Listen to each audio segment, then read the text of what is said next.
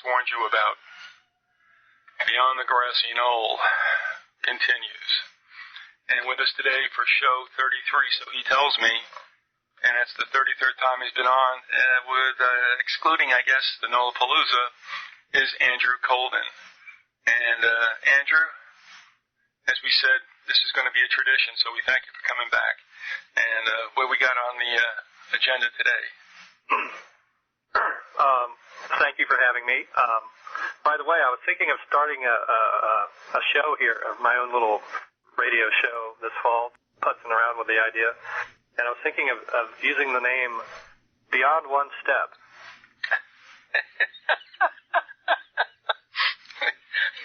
Most people, you know. Yeah, that'd be all right, yeah. Or some issue or concept or research, and they don't go much further. Oh, by the way, you're definitely going to be too young for this, because I don't remember this, and I was around at the time. But somebody who listened to those shows with John Muir, especially that first one about One Step Beyond, which I thought was pound for pound, probably one of the best, horror / whatever you want to call it, suspense shows there ever was on TV.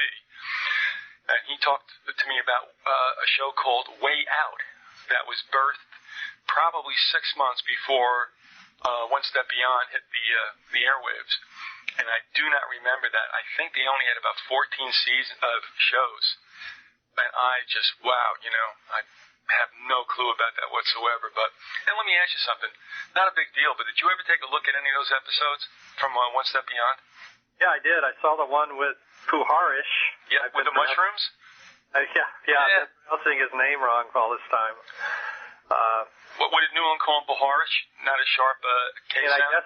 I guess I'm wrong. I don't know. I assumed that was the correct pronunciation because he was standing right there next to him. Although Puharish seemed a little robotic at times, didn't he? Well, because he was stoned. What do you mean? Of course. But you know what blew me away? And that is when I read the transcript of the interview that Muir had done with Newland and Puharish came up. I'm going, this guy was like everywhere. It's amazing that Newland ran into him and had him involved in what was probably the most untoward episode that One Step Beyond ever did. I mean, they actually did kind of a docudrama. Yes. And went on site, and I remember that. That was one of the ones I remembered, but because it was so well known to folks. I don't think I included it when Muir was on with like my top 10, but I definitely, what I do remember, and what I told Muir, and he said, yeah, you're right, was, and you saw the episode, anybody who had the mushroom and ran their hand across a graphic on a book, did you see that? Could describe the graphic.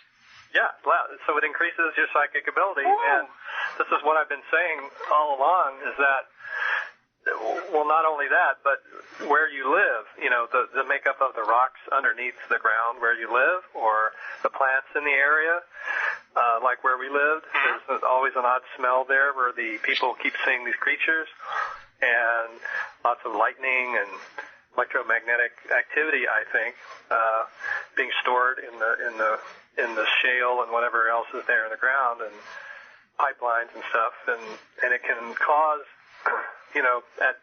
when the times are just right, it causes the mind to go into that same place where,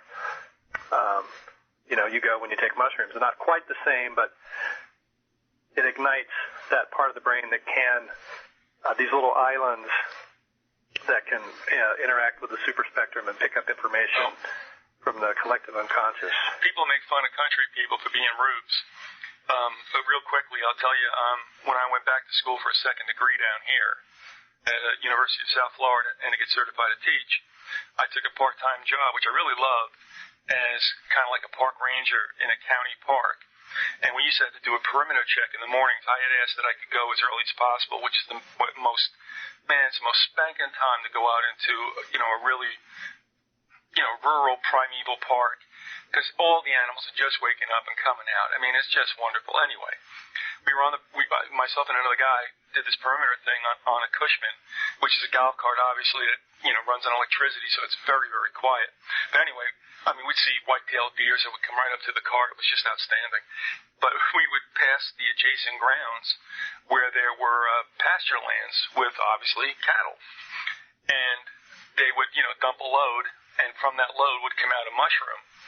So we would see these mushrooms coming out of the cow dung, and we just laughed, and like say the next morning we came out, those mushrooms were gone, man. Those country kids were all over that like a cheap suit. They were gone the next day, I kid you not. Those kids went out there without a doubt every day to take a look, and they harvested what they got. So, I had to laugh, but... That could be that could be what's behind the whole Mothman phenomenon. What? Mushrooms and cow dung? Yeah, people are eating mushrooms out there. Who knows? Well, I'll tell you what, it can't hurt. Although we weren't taking them at the time of our, encounters. But anyway, yeah. So this is show 33, actually 34, but we're not counting Palooza. And Andrew, I know you have a better recollection of everything we did because obviously you chronicled it. So you had to take a trip back and a little bit more intensely than I have, a lot more intensely than I have. Do you remember the first date that we ever did a show? First what? The first, it sounds first show or the date? No, I'm saying dates like how gay. No. What was the date of the first show we ever did? You remember? You get a month and a year? As we're talking, I can find that. Yeah. Yeah, I surprised you on that one, but you know what? I haven't really thought about it, and it always surprises me how far back things go because everything seems like it was just like last month. And when I look back, I'm like, holy mackerel. And I even forgot the fact that, the show hit the 6th birthday. We had the 2-month hiatus there. But the show hit its 6th birthday. Let's see, what is today? A week ago today. It was February 1st, 2006. Okay. February 1st, okay. All right. And so, what are we going to start off with? Well, as usual, I've got some calendar stuff, and I've got some notes. Which would you prefer? I'd say go with the notes. The notes, okay. This is a random collection of 6 pages of notes. I have made marks beside some of them. Now, what is the reason why you made notes about these? If you could generalize what was the interest for you, could you put it under a single heading? Synchronicities, what? Well, I'm always researching this topic, so, but it goes in so many directions that it's hard, it would take a long time to to link each one into this whole grid that I've got going in my head about the layout of all these different, how it all connects. And I try to do that in our shows. I try to quickly say that connects to that. And some people may be baffled because they haven't heard all the shows or whatever. But some of them have to do with, it's hard to say. I'm just, it's organic. I'm always contacting people. People are contacting me. Like the lady from Spain who said Mothman was in her hotel room recently. Or the guy that saw Mothman in 2005 in Cleveland, who sent me a picture that he took recently of a snowman that he and his son had built. One was on the ground and one was standing up. And he sent me a picture of the room where he saw Mothman and so forth. And the picture of the snowman is almost identical in a way to a picture I took in Wheeling that's in my book. Wheeling, West Virginia, having to do with Sterling Products, the Bayer offshoot company or whatever. And it's the same picture almost. It's like and I've had other strange synchronicities with this particular witness. So, these kinds of things start happening. Synchronistic symbols and things starting to crop up, and I take note of those. And then I'm always sort of researching 911 and the Bush family and Crowley, and so there was some of that stuff that went on recently. I've been. Why did I go there? One thing I did was I started researching Buckeye Steel, which is the steel company that the Bushes own. And I noticed that some strange, key times, odd things were happening in that company. It goes way back to the early part of the last century. And I found out, guess who was the president of Buckeye before Prescott Bush took over? Rockefeller. Frank Rockefeller. John D's brother. So then Prescott took over, and years and decades went by, and there's no highlights in the Buckeye story until the year that the Mothman was seen, 1967. Suddenly, they decided to create a holding company for Buckeye, and then in 1980, when some more Mothman sightings occurred, then they were bought out sort of by an insider, Worthington, and he held the company for a while until 99, and then some real funny things started happening. As you get closer to 911,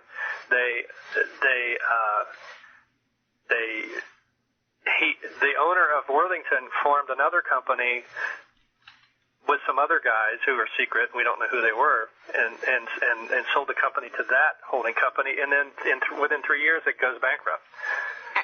And which is really unusual because this company was netting between $1 billion and $2 billion a year throughout the 1990s. So there's no reason for it to be going bankrupt. And I'm starting to wonder, this whole steel thing, because a lot of these big disasters we've looked at with Titanic, and the Lusitania wasn't a fatigue metal failure like the Titanic was, but the Lusitania also connected the Bushes through financing and through Crowley's apparent involvement in it, and Crowley really more and more seeming like he really is the father of Barbara Bush, and of course the Hindenburg, we know that's probably got some connection to at least the Rockefellers. It certainly does, in terms of who was paying for all that stuff, the dirigible development stuff out of Akron, in league with the Germans.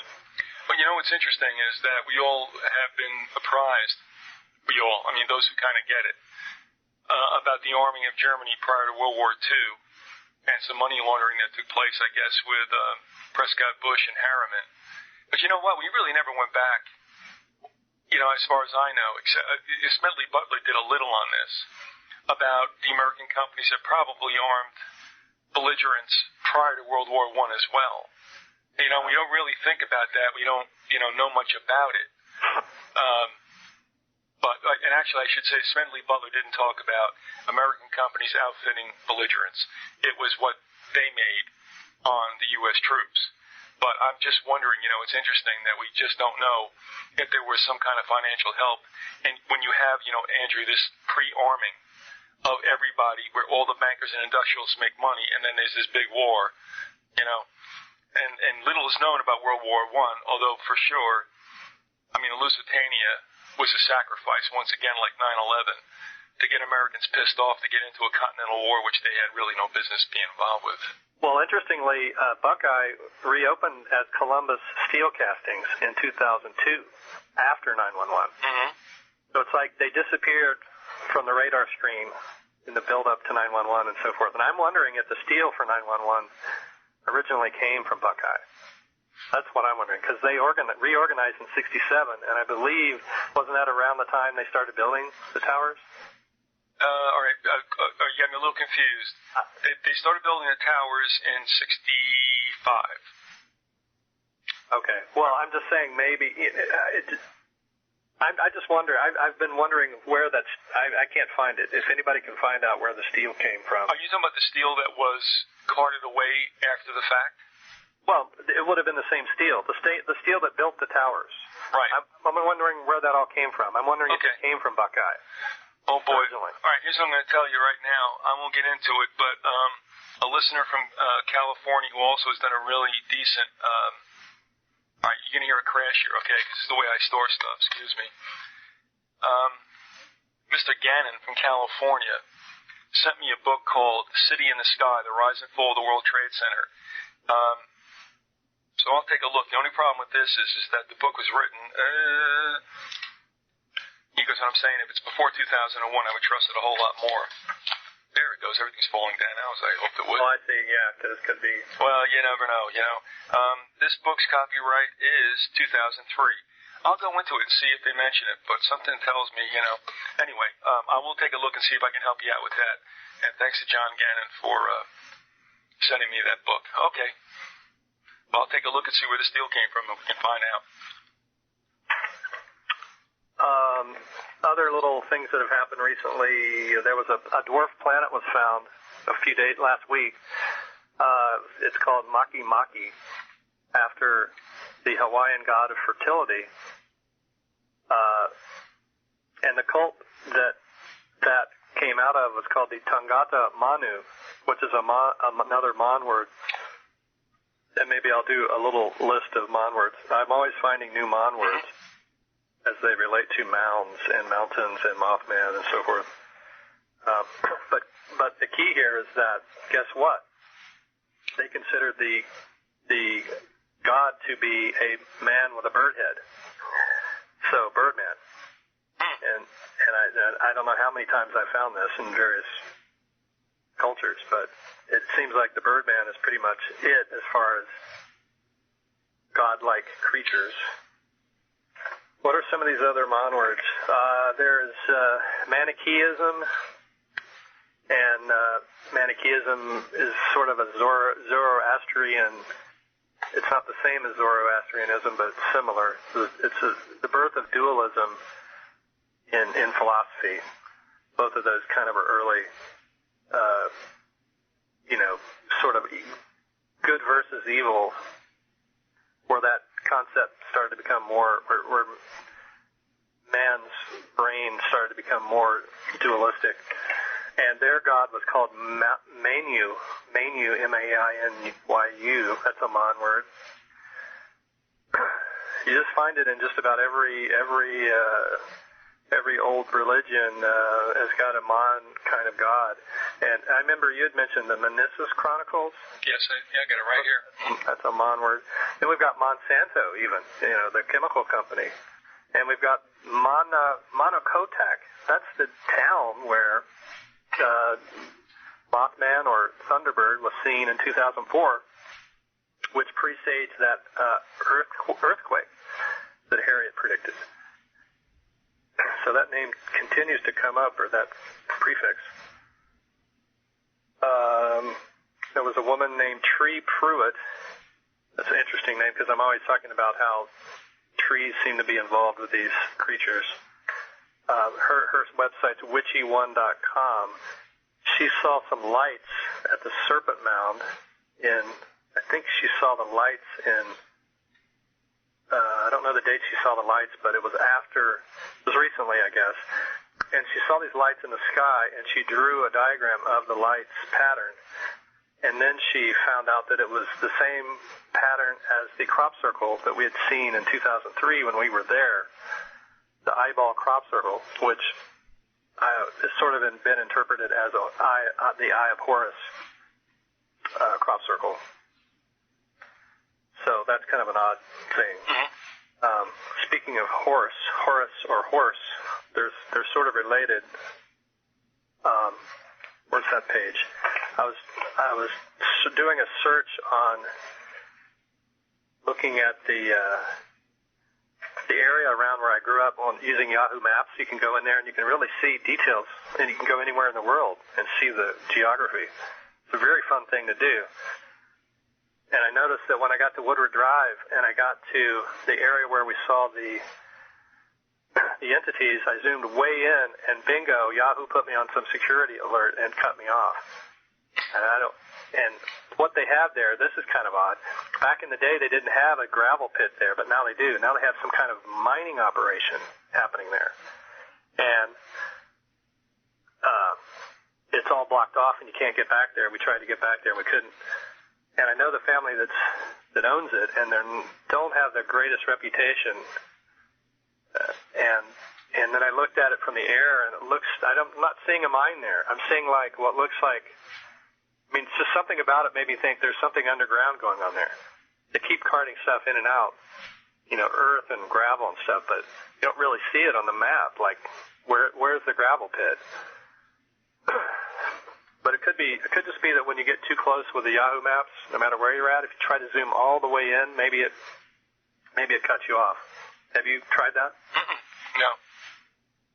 But interestingly, I did that with Point Pleasant, and I was looking at this area called 5 Mile Creek, which is in the old town of Moortown, M-O-H-R town, which I think was probably originally M-O-O-R town.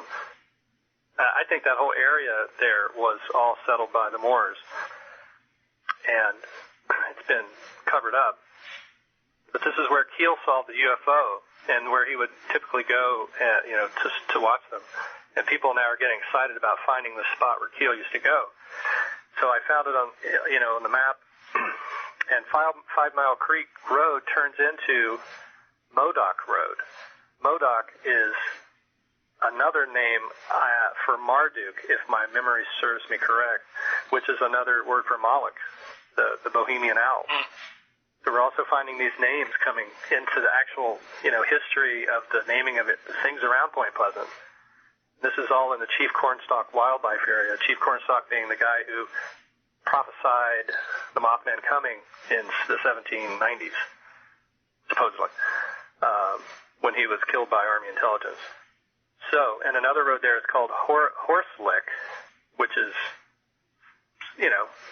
could kind of imaginarily be related to Horace Lick, and Redmond Road, which is like Red Mound, Indian Mound almost, another way of saying Indian Mound.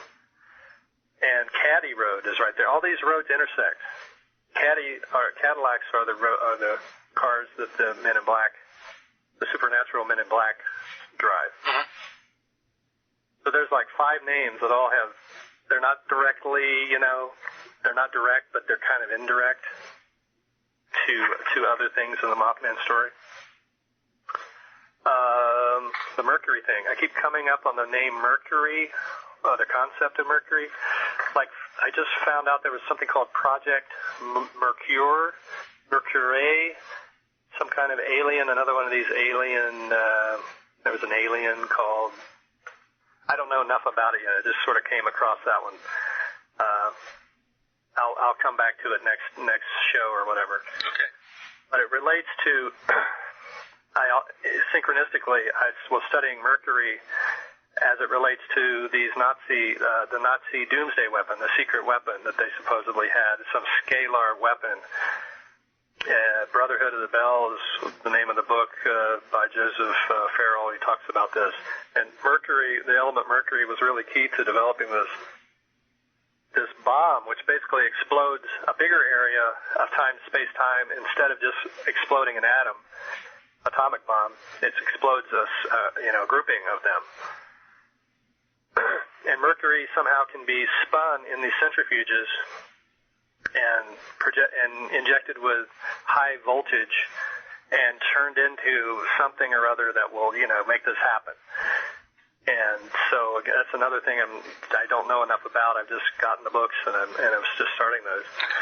But interestingly, I think this may relate to whatever was going on in Mound, because that is the place where they were refining the nickel to make these centrifuges. And the company within Carbide, named Linde, Linde, is a German company, which is probably a really direct link to how Carbide was more or less linking up with IG Farben during the war and after the war, especially after the war, I think, because IG was supposed to be broken up. I think they probably used Linde as their surrogate.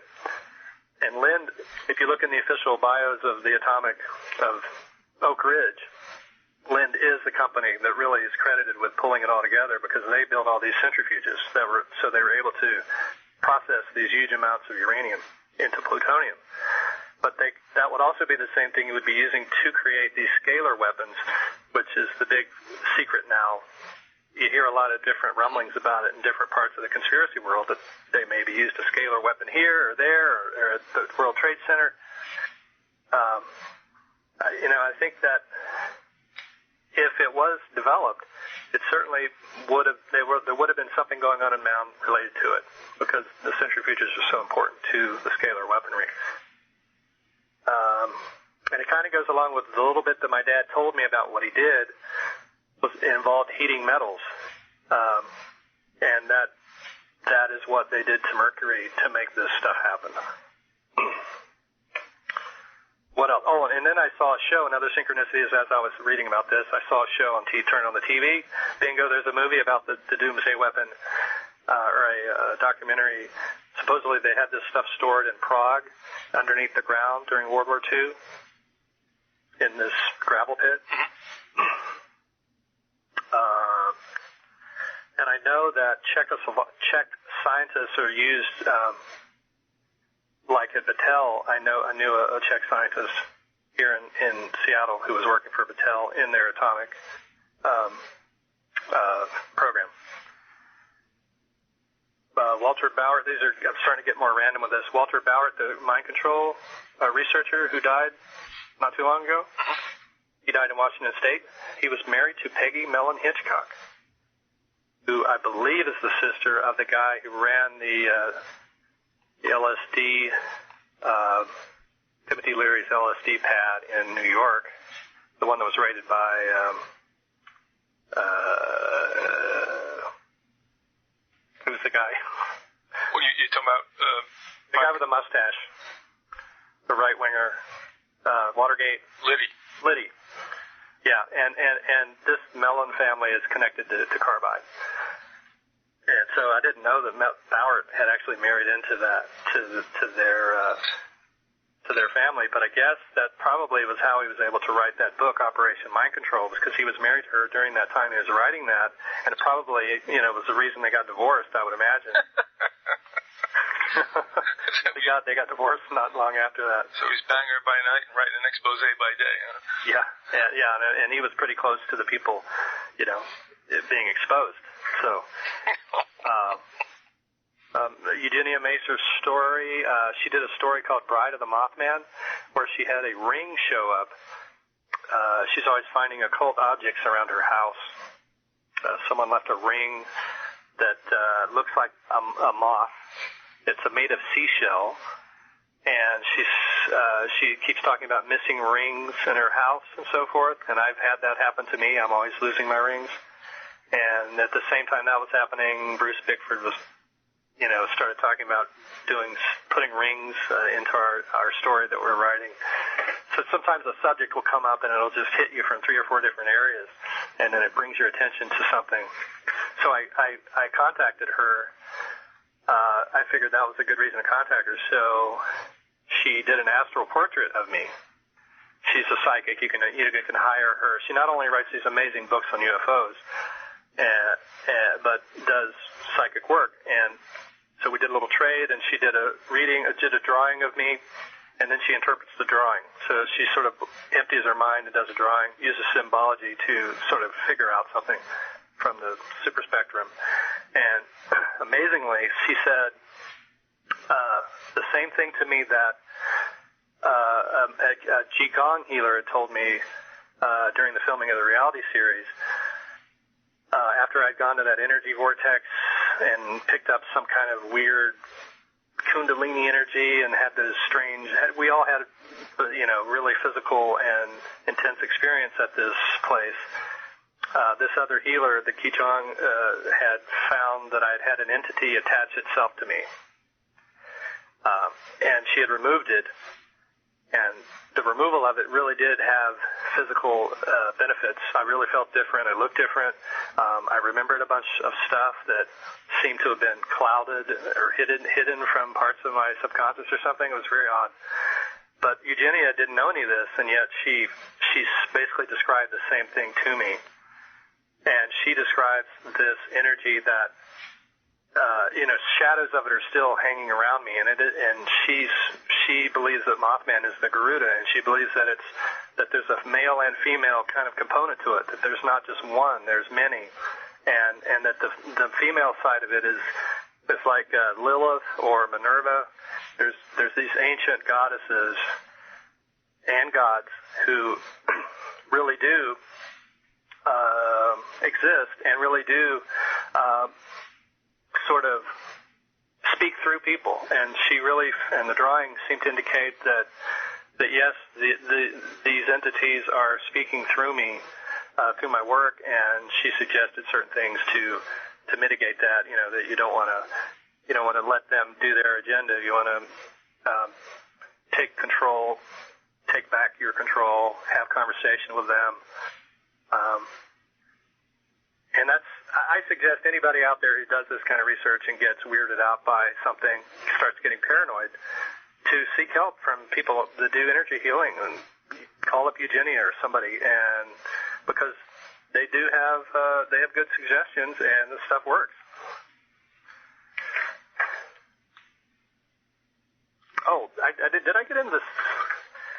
You want to do some of the calendar stuff? You're awfully quiet there, Viz. Oh, no, I'm listening to you. No, that's okay. I'll just remind everyone that November 11th, 1966, the day that Mothman was first seen, was the day that the Pope called out the Jesuits. What do you mean by call out the Jesuits? I don't really know. It was in something I read. I mean, I think he confronted the Jesuits, on some things they had done. 11/11/66. Yeah. All right. I mentioned it way back when, and then I came across it again, and I was like, wow, that's really coincidental. I'll have to take a look. Why did the Mothman start appearing at that time? What's it trying to say about, the Vatican and the Jesuits? And let's make this clear, and for folks who may have come in along the way in the last few years. You believe that the Mothman is a benevolent sighting. I mean, benevolent in the sense that it's warning. If doom is coming, it is not the causation of the doom, but it's coming as a warning that something's going to go down. Is that correct? Yes, more or less. Yeah. All right. Well, no, refine that if you would. Well, it's not. It's in one respect it is straight prophecy, because like for instance this guy that I knew as a kid who saw who predicted 911. He also predicted things that were more localized, like. He drew a picture of a dead man in first grade, and the teacher said, "What's that?" And he goes, "That's your husband." And the guy died a week later. And that really freaked everybody out. Maybe it was the second grade. But anyway, So he didn't last too long in school. But, there is a prophecy, clearly a prophetic thing going on. But there's also, I think, when you start looking at the symbolisms, or when you start looking at where it was seen, there's a bigger picture that that you can go backwards in time and look back at it and learn stuff, Because that's what has happened with my research, is that by just simply following the trail of where he had been seen, I've now uncovered all this stuff. And that's where the Garuda comes in, because that's what the Garuda is said to do. There's this process of righting wrongs, exposing, heinous crimes. But is your take that that Mothman is the most modern manifestation of the Garuda? Would that be accurate? Tell me. Yes. Okay. But the Garuda has other names in other cultures, so other people call it the other things. Now, I think it's pervasive. Like the Maki Maki in Hawaii. Yeah. I'm going to bring this up because now suddenly it's coming to the fore again because of the movie, but it's not the reason why I asked you this. But I was just thinking as you were talking, and the bizarre way my mind works, which is frightening to share with anyone. But I'm wondering also when our comic book heroes were being created, and I forget what they were, the two divisions, the Justice League of America, and I forget what the other one was, whether Batman or not was a manifestation. I would love to know what these comic book writers and artists were into. You know what I mean? Because they were definitely intelligent. They were definitely telling us probably more than we could digest in the 50s and 60s. And I'm wondering if Batman wasn't somewhat of an extension, of the Garuda legend.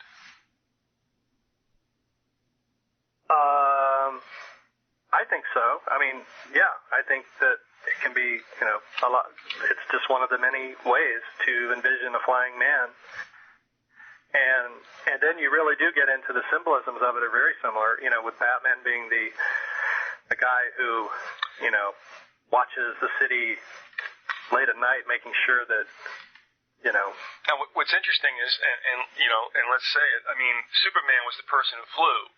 I picked Batman only because of the symbology, obviously taken after an aerial animal, no doubt about it, nocturnal in existence. Obviously, Batman did not fly, but of course he overcame that with having a whole bunch of gadgetry and all that other stuff. So actually, he did not take to the air, but he, of course, was a benign element, very much like most of us human beings. And I had told Chris Knowles that when I was little, of all the superheroes that were there before me, I always wanted to be Batman. And, I don't know why, but that just hit me as like, that's the guy. So I'm just, again, though he could not fly, that he would be a winged creature, let's say, and one that's benevolent, not malevolent. I'm wondering. And I guess a lot of information, Andy, is also popping up again about the comic book artists and writers because of this.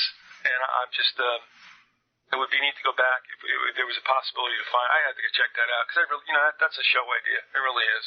I'd like to find out, if they had ever, what they would mention, what they might have, what might have triggered, what was the source of what they did. Not that it wasn't original, no doubt about it. But I mean, they're human beings. They read stories. You know what I'm saying, Andy? I mean, they're all the result of what they inculcated when they were growing up. And who knows, So, don't be afraid of me, Andrew. I can hear you breathing deeply there. Well, another little thing, I'll just move on to something else. Is that okay? Oh, yeah. I mean, if you can diss me anytime you want. I'm kidding you. Stop. Let's see, regarding the comic book, my mind, I was looking over my notes trying to figure out where I was going to go next, but. That's okay. But I mean, all I'm saying is I wouldn't mind tracking that down myself. If there was a possibility to talk to some of the people about where some of the ideas might have come from. I know what I was thinking. I was thinking about Ken Thomas because he does Steam Shovel Press. Right. And back in the old days, there would be more of a lag time. I think I guess what I'm saying is a lot of these guys get their information from other guys who are more into the symbology, strictly into the symbology. Then you have the artists who search around for ideas, and then they come across this stuff. And I've already had this happen with, you're like a lump of coal who's being mined if you're a conspiracy researcher, because there's always people looking to, use your ideas or the stuff that you're coming up with. You're digging into the past and you're coming up with stuff that other people have done, and they're doing the same thing to you. But now it's just sped up to the point where Ken Thomas, can post something on his website, and the next week it's on a show on TV. I mean, that's literally what he's saying in his last. I just got an email from him. And what was the show? I won't even say the show, but, he did 2 or 3 in a row where he said, oh, well, that showed up in that show. Let's try something else. I'll write an article about Carl Sagan. Okay, so he writes an article about Carl Sagan. Next week, Carl Sagan's in an episode of that show. So it's like they're reading this stuff, putting it right in. I don't know that it sounds weird that they could produce an episode that fast, but... and actually, I'll say this, and I won't go any further with it, but that it came from Ken Thomas, I would have great questions about that. Oh, no. Yeah, no, he ain't my favorite. Big self-promoter. It's okay. I don't know him. But, so I will jump then to whatever I was going to do next, and I had, what did I have? Here's one. William James, the famous writer, his father saw Mothman in his study.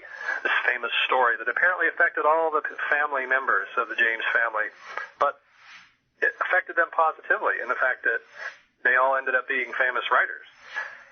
And William's brother Henry was a famous psychologist, was he not? I think so. Yep.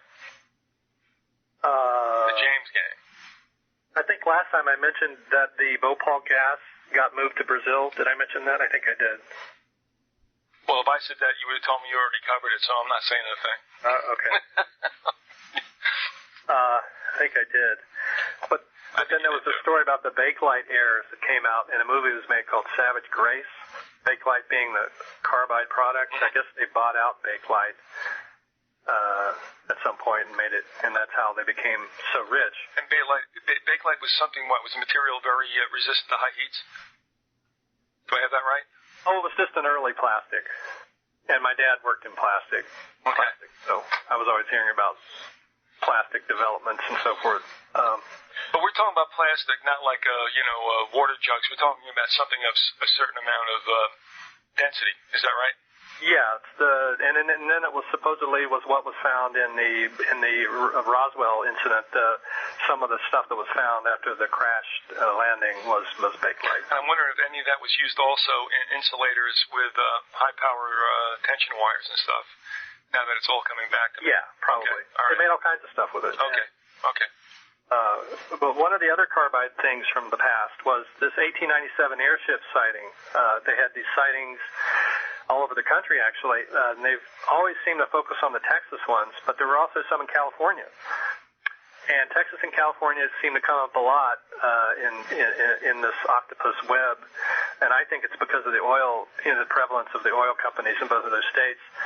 But there was also this one rogue sighting in West Virginia of an airship at that time.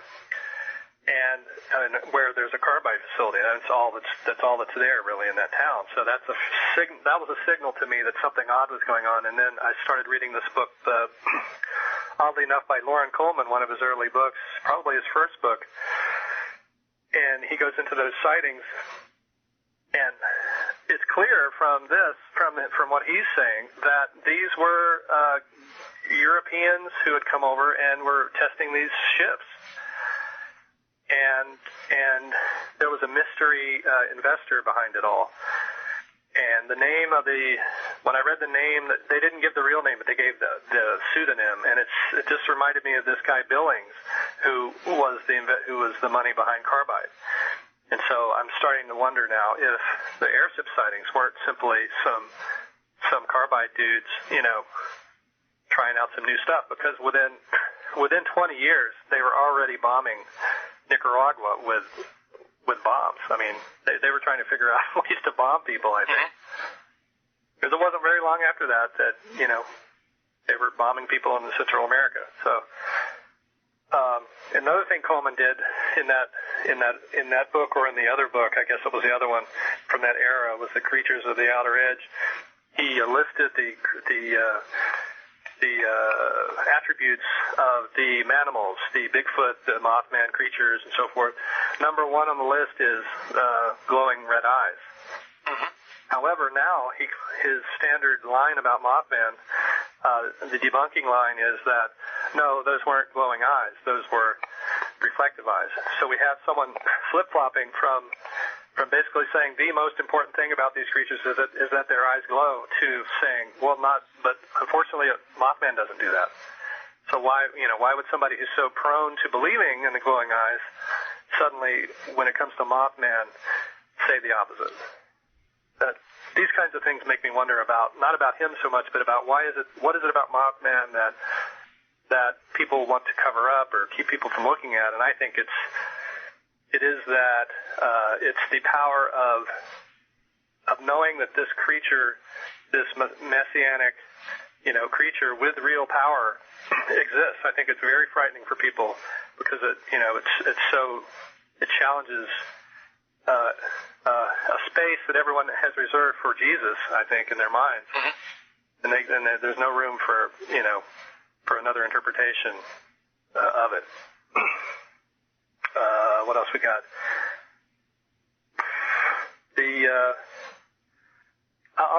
Usually I have a couple of sightings from the past I throw out just for to be historical, I guess.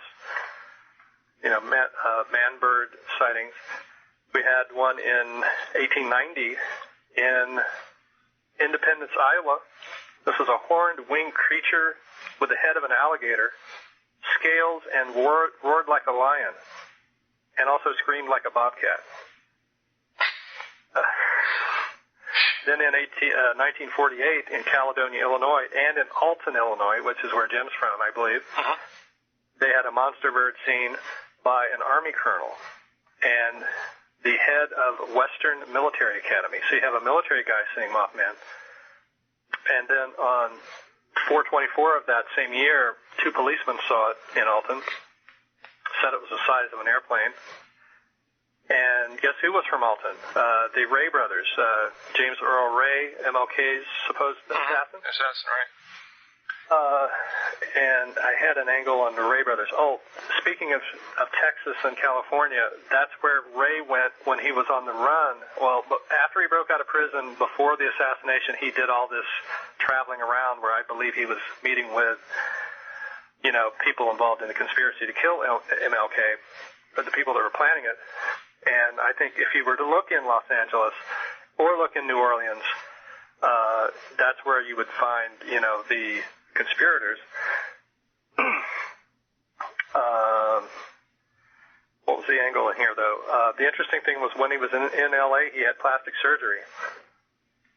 Rated? And he also went to Mexico. Rated? Yeah. James O'Ray had plastic surgery in Los Angeles and then went to Mexico. Yes, he had it. Yeah, and that was before the assassination. Then he took a trip to New Orleans in December of '67, the same month as the Silver Bridge collapse, where he met with Raul, the mysterious CIA handler. All right, let me back you up. Do you know if he went to Mexico City in Mexico? It says here he went to Puerto Vallarta. Puerto Vallarta on the Pacific coast, okay. Now, and I always associate, first of all, we did have Mothman witnesses having precognitions of MLK's murder. In fact, Keel tried to contact MLK to tell him his life was in danger, but he had the date wrong. He was told it was going to be, I think, the previous March 4th, but it turned out to be April 4th. But Keel was actually told he was going to get shot in the neck. Now, is this... I guess you could say maybe it was somebody involved in the assassination who gave out the real information and somehow it got to Keel. But you never know. Maybe it was. The thing that strikes me strange is, okay, now he gets... And here's the other thing. Why would James Earl Ray allow himself to spend his life in prison if he wasn't a shooter but a patsy? What was he threatened with that was so heinous that life imprisonment was a better deal? That's the way I look at it now. Secondly, remember something else. Lee Harvey Oswald was down in Mexico City and back to New Orleans before the event in Dallas. So the fact that James Earl Ray would be in Mexico, and that's why I asked you whether or not it was Mexico City, or and you said it's PV. But then New Orleans again, which again is still a hotbed of naval intelligence and CIA. You know, you got to wonder if something's going on there. I mean, this could be a coincidence, and you know how we feel about that. But seriously, when you say that, it's like, oh, you know, I've heard this story before. And Ray claims in his book that the Rockefellers were behind his messing with his trial, making sure he didn't get another trial, and that's why they had him in Tennessee, because that's a Rockefeller-controlled state. But he didn't want to be there. He actually escaped from prison after the assassination and was caught. But he was known for wearing this brown plaid jacket, and that was the jacket that was seen on the Silver Bridge, the guys tinkering on the bridge. That's why I sort of connect. Another reason why I connect. And also the white Mustang that was seen in Point Pleasant. The Jello man in black was driving this white Mustang, and that's what Ray was driving. All right, the Mustang always comes up, doesn't it? Yeah. It's almost like the white buffalo, you know. So anyway, his jacket, or someone wearing that jacket or whatever, was seen among the workmen on Point Pleasant Bridge before it collapsed, and that was in December of '67. Is that correct? Right. All right, and then later on, now we look at April '68, and that place is James Earl Ray, supposedly. Where was that? Memphis? Yeah. All right, with the King's assassination, months before RFK was assassinated in L.A. Yeah, and all these assassinations seem to have similarities. Like, they're almost planned by the same folks. Well, you know, Andrew, I don't know if this has anything to do with it. I'm not trying to waste your time, but there's something else also. You know, I mean, when you're gonna kill a high-profile person, you don't usually leave it to one person, you know, to one assassin. I mean, we know the lone gunman is now entrenched in everyone's minds, but usually it's either a patsy or one of what I consider now the old occult symbolism of three assassins, like the triangulated shooting at Dealey Plaza. Also a head wound, which seems to be part of the ritual of the killing of the king. And also RFK felt that the same thing. Sirhan was not the lone gunman in that pantry. You know, and James Earl Ray, whether he's a shooter or not, he might have been very much an Oswald type person who I don't think maybe even pulled the trigger, but was certainly involved in it. You know what I mean? It's like, and I'm not laying it on the Freemasons, I'm just not going to do that anymore, but it just seems to have this occult undertone. You know, no matter what you want to affix it to, it seems it has to be done a certain way, you know, and with a certain amount of people. That's all I can go with. And it usually ceases to be the three assassins in the old folklore of the assassins of Hiram Abiff. Should we do a little Laurel Canyon thing? Would I ever stop you? I know you like the Laurel Canyon subject, and well, I'll tell you what, Dave McGowan is probably compiling like the largest obituary list in the world. You know, I haven't checked in lately to see where he's at yet. No, I haven't either, but I did send you that song. I heard this song on the radio just the other day, and I was like, I've never heard that song before. It was by Neil Young, called Revolution Blues, and it's about Charles Manson. Yep. And in there, he talks about Laurel Canyon. The very last line of the song, sort of as a punctuation, is, and it's about the implication that Manson was killing people in Laurel Canyon, in their cars. Remember that line? Well, you sent me the lyrics. Yeah. Now you didn't send me the MP3 of that, right? No, but I got to get that. Okay. Neil Young knew Manson and thought he was great until the murders, but I think that's a telling thing that he put in that song. That perhaps some of these, and this goes along with the whole, what Manson's been saying all along is that he was a hitman, more or less. And now I got to go back, or at least just talk to Dave, as to when Manson might have been available to be such, in what window of years.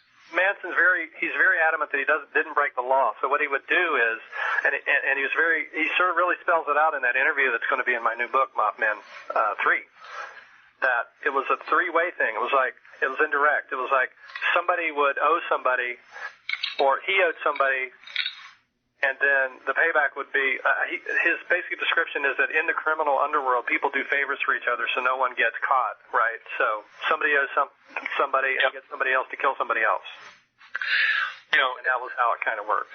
As bizarre as he was and is, I still wonder, you know, I have to tell you, I don't know how he got railroaded. I mean, that's what I think it was. I mean, they really couldn't, if they can't place you as part of the murdering incident, and I guess you can call it conspiracy or something like that, but I still don't know.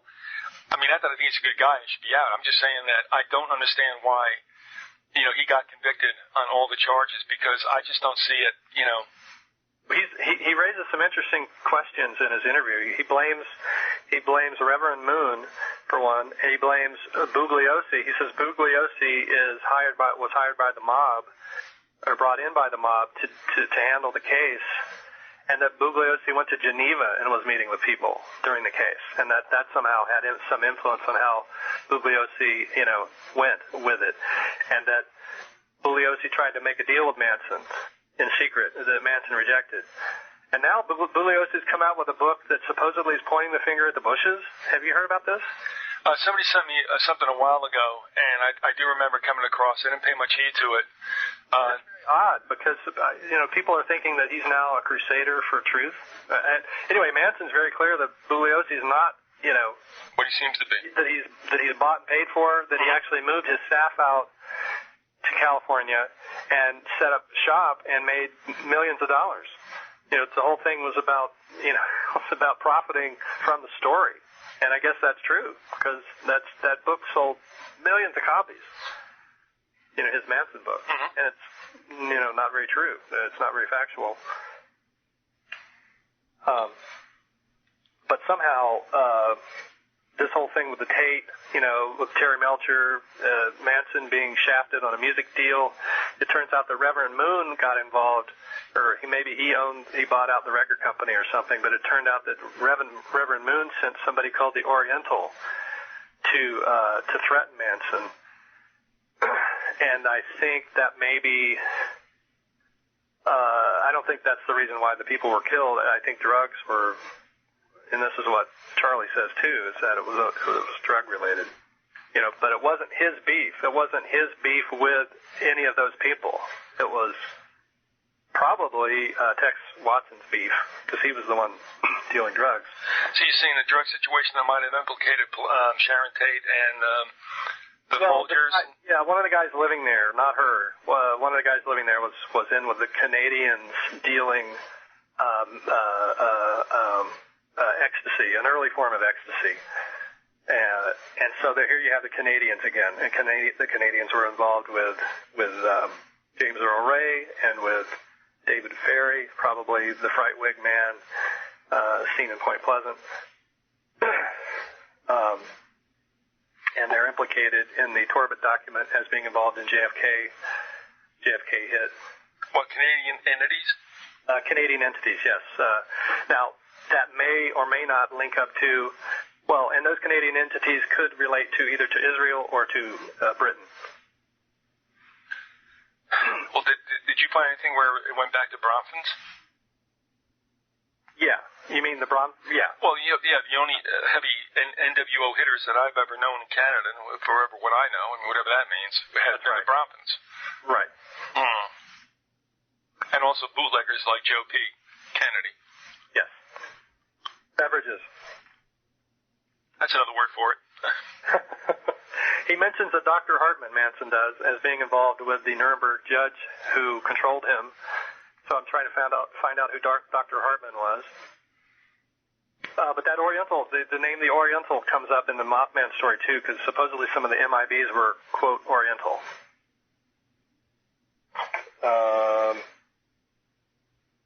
He does mention the Queen of England quite a bit in that interview, and Kentucky. That the Queen has interest in Kentucky. He speaks in this weird code, and I'm still not sure I've figured it out, but when you see it in writing, he starts making a lot more sense. I can tell you that. If you just see him on TV and you're looking at him and he looks all freaky, it sounds like mumbo jumbo. But then when you see it written down, you're like, whoa, you know, he's speaking in code here. And who are you referring to? Hansen. Yeah, you're right. I mean, when you listen to him talk, he's very articulate. I mean, he may go on like little tirades and screeds and stuff, but he was nobody's fool. By the way, one of your listeners wrote to me and said that he had a 911 precognition. Changing the subject a bit here. That's okay. He said he had a dream.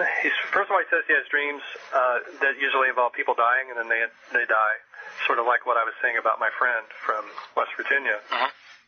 But he also said that he had a dream prior to 911 where it seems like he was in the body of somebody who was there when it happened. So, you're at this event. It's very incredible. This building's exploding in front of you. The cloud is coming toward you like we've seen on the cameras, Uh-huh. And this person dove into a store, shut the door, and there's other people in there huddled. They're all afraid. Well, that kind of energy, sends out waves. And backwards and forwards in time, it seems. And so this listener was able to pick that up in their dream state before the event. And he actually told his wife about it and wrote it down in his journal.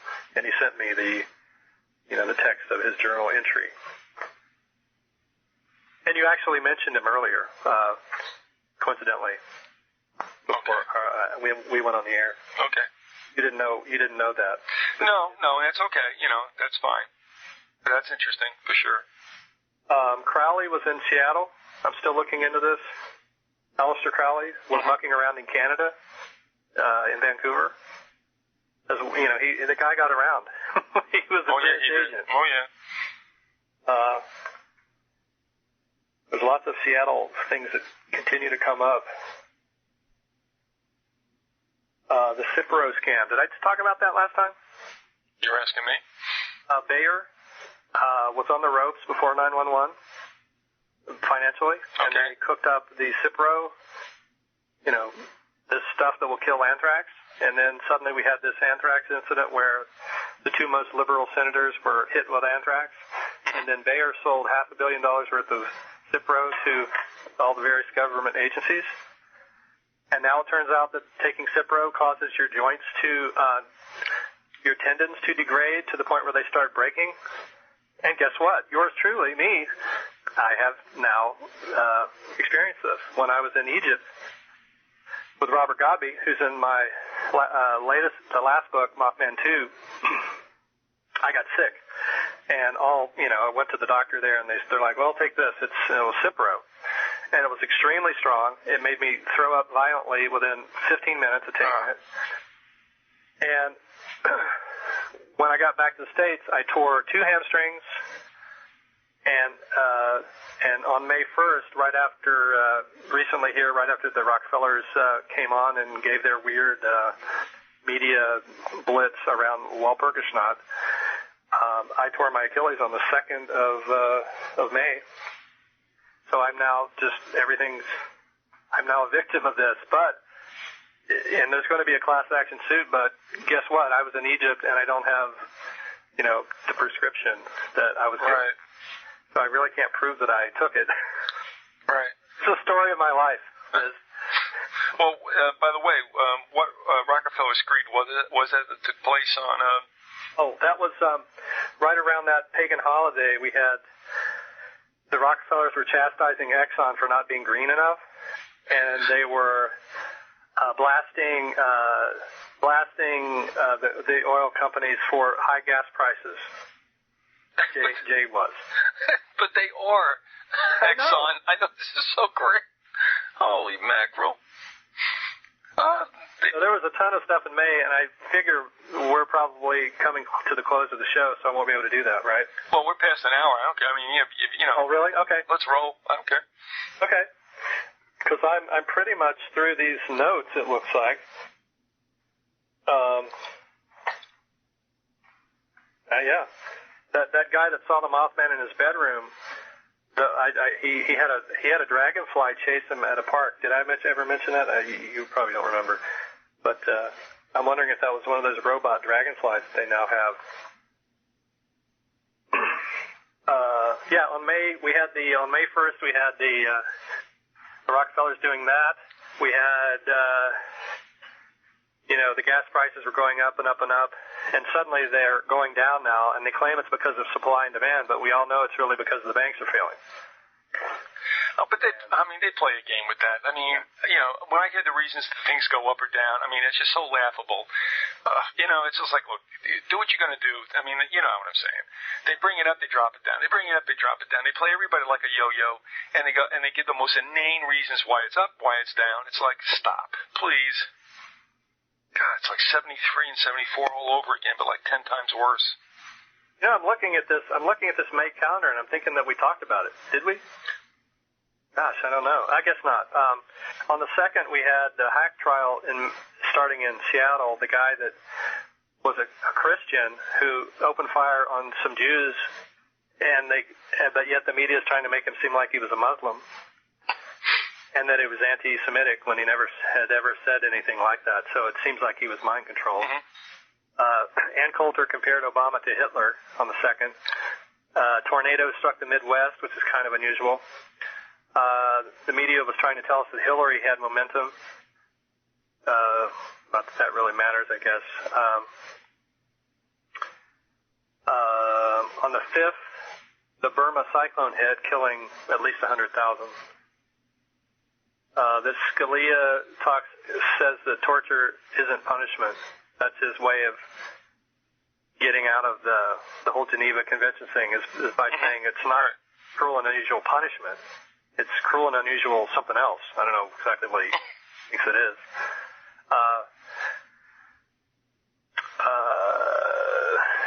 I guess it was a D.C. madam. She died on the 1st. The D.C. madam with the list of people that they were probably, hoping to blackmail. By the way, one of them was Spitzer.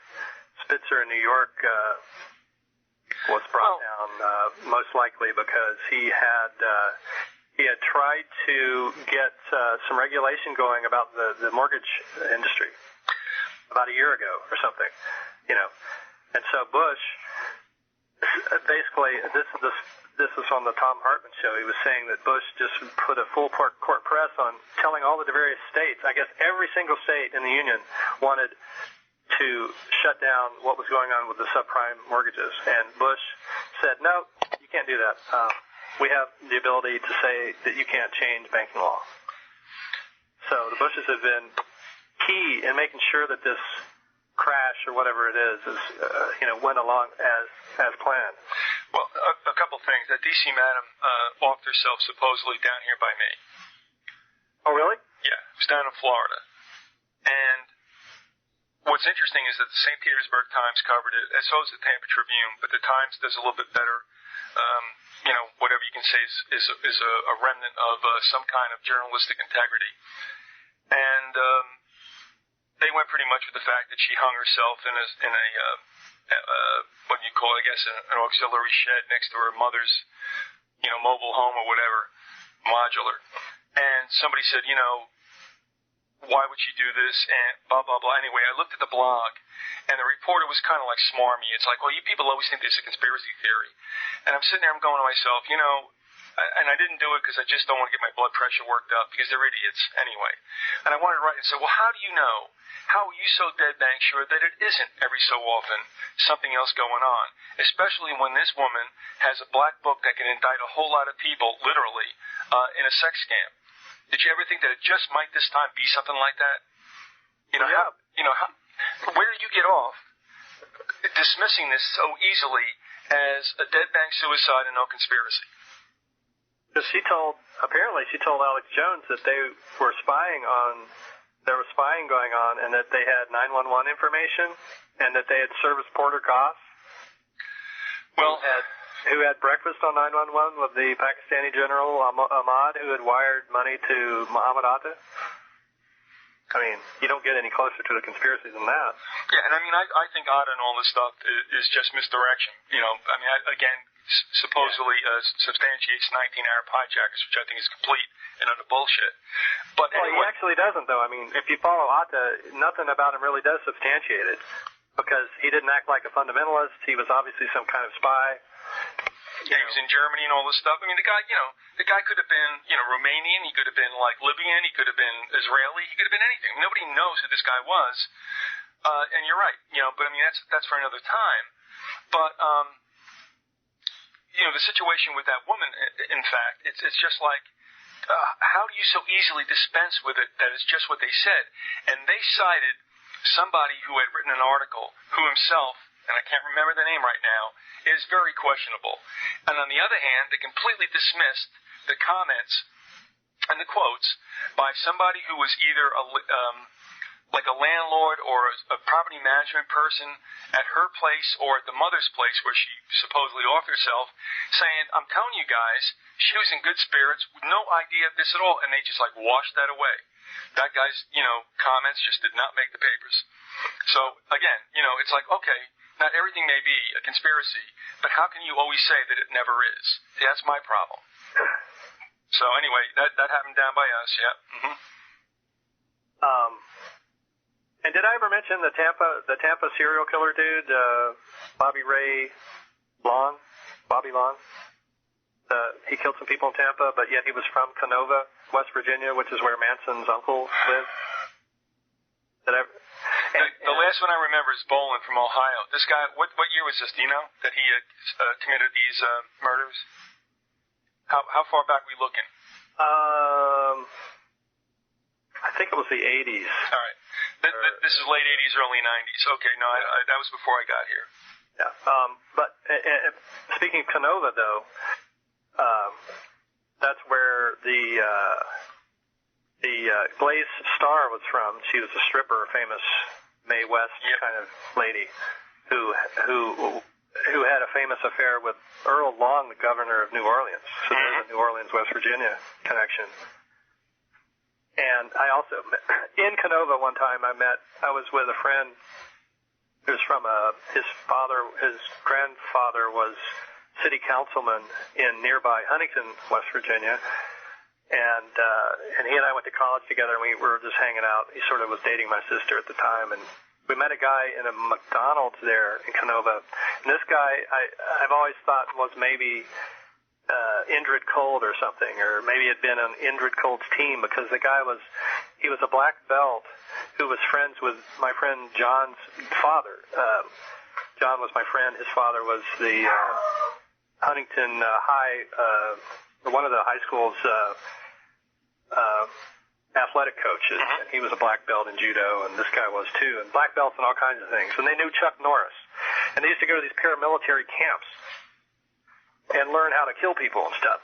So I remember this guy, he had all these weapons on him, and he was nuts. I mean, this is a middle-aged man he's nuts in the sense that he's normal, he's in shape, he has his faculties, but he's got no moral compass. He's sitting there telling us about all the things he's done, and animals he's killed with his bare hands, and he could thrust his hand into somebody's chest and pull at their heart and show it to him. He actually showed us how he had instruments on him that he said, this is how you do it. You put this bar in your hand. It was like this little metal bar.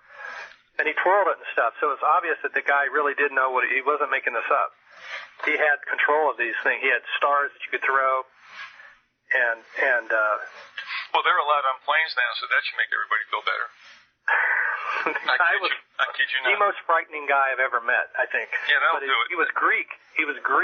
And his name was very similar to the Chris knife that I've been talking about. And the Greeks, of course, were the ones who supposedly were the men in black who first came into Point Pleasant right before Mothman. So I started to wonder, he's living very close to Point Pleasant. He's obviously got he's old enough to have been around, during Mothman. Mm-hmm. And obviously is a killer of some kind, goes to paramilitary camps, the whole deal, is a veteran and all that. So that's Canova. It's a scary place. And that's right near that Solvay plant where, Solvay being the chemical company that Pope John Paul worked for and sold the gas to Auschwitz.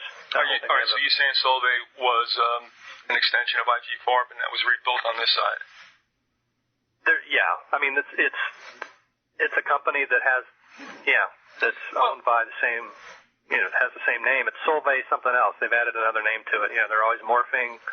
Yeah. They're connected to Ashland Oil somewhat. Well, the ones I remember most precisely was Bayer, BASF, and Aventis, which has now become Host, which is a pharmaceutical. But you know what also cracked me up about Bayer? When you were saying they were on the ropes, it must have been about that time also when suddenly they branched out into pesticides. Mm-hmm. And I'm like, I don't want to take aspirin from somebody from a corporation that's also making pesticides. And their crop science plant is in Institute. It's right there where they make the Bhopal gas too. So it's the same, but almost the same plant, in fact. All right, that's not right side by side. And you tell me if I'm absolutely delusional, okay? And don't spare my feelings. But I've always wondered about the Bayer that's imprinted, the logo on the aspirin, which is their logo. It's an iron cross. Well, that's Iron Cross. That thing comes up all over the place, and in fact, I just came across it here, and I can send this to you, and you can maybe put it on your site if you want. But the Crowley's OTO, their logo is the Iron Cross inside of what looks like a plant that's growing, so it's symbolic of the lotus. That you would see in Buddhist things, sort of. So it's sort of this, and the cross always sort of represents the formation of matter from the ether. So are you saying that isn't necessarily alchemy? It's definitely an alchemical symbol. Yes. Now, here's what's interesting also. That goes back to the Templars. And I mean, I'll say it for myself. I mean, I don't care. I was brought up Protestant. But that, although it wasn't as close as the Templar and the Knight of Malta cross, again, you still have Lutheranism, which has the rosy cross, a red cross. Yeah. And I'm willing to believe that Luther might have been involved with them. I have no problem with that. But again, it goes to the Templars, it goes through all that. The Klan wore it, as you well know, and the Pope wears it on his vestments. In this OTO, which is supposedly satanic, most people would consider satanic. It has all the same things you would see in other standard religion symbolisms, but in between this lotus plant growth cross, and all this is inside of a Vesica Pisces or whatever what's the word, the womb. It's in a big womb shape, and then there's a bird flying above that, so you have the bird imagery again, and then above that you have the pyramid, or the triangle with the eye of Horus inside of it, symbolizing enlightenment. Where was I going next? Should I move on? Yeah, I mean, as usual, I'm the one that pulls you off, the path you're going down, but on the 3rd, 4th, 5th. On the 5th, we had the cyclone. On the 6th, Bush gives a medal to a Burmese dissident, thus ensuring no foreign aid can go into Burma. That's what he did. He went in and he pissed off the Burmese government by giving a dissident a medal. And immediately, suddenly we have this big issue of no aid being allowed in. It's like he purposely does stuff. Bush purposely does stuff that will create misery for millions of people. Yeah, but again, I'd have to give this caveat, and that is, look, let me say this. He has gotten worse and worse through his 8 years. He's an absolute phoebe. That anybody can listen to what he says. And I'm not a Democrat, you know what I mean? I'm just watching this guy talk, and he is just so bereft of any kind of, mental acuity that it's embarrassing. But what he does, again, Andy, I got to tell you, that ain't George Bush making policy. That's what he's told to do. The fact that he's such a rube is another whole thing. But this is what I believe is America's plan. That's not conceived by anybody who runs for office. So when I see him do that stuff, I don't say it's George doing it, but the way he does it is so pathetic that honestly, I put a pillow over my head when he starts talking because I just get absolutely embarrassed. Well, and getting back to something I talked about last show, I was talking about how they'll go along and they'll have they're always doing the normal terror stories mixed in with everything else to keep us afraid, but then sometimes they'll put twists inside of stories, and they'll have a bunch of them on one day, and how that will tend to hide bad news or embarrassing news for officialdom in some way. Like, like in April, they had all these weird stories thrown in with the big loss for Citibank, Citigroup.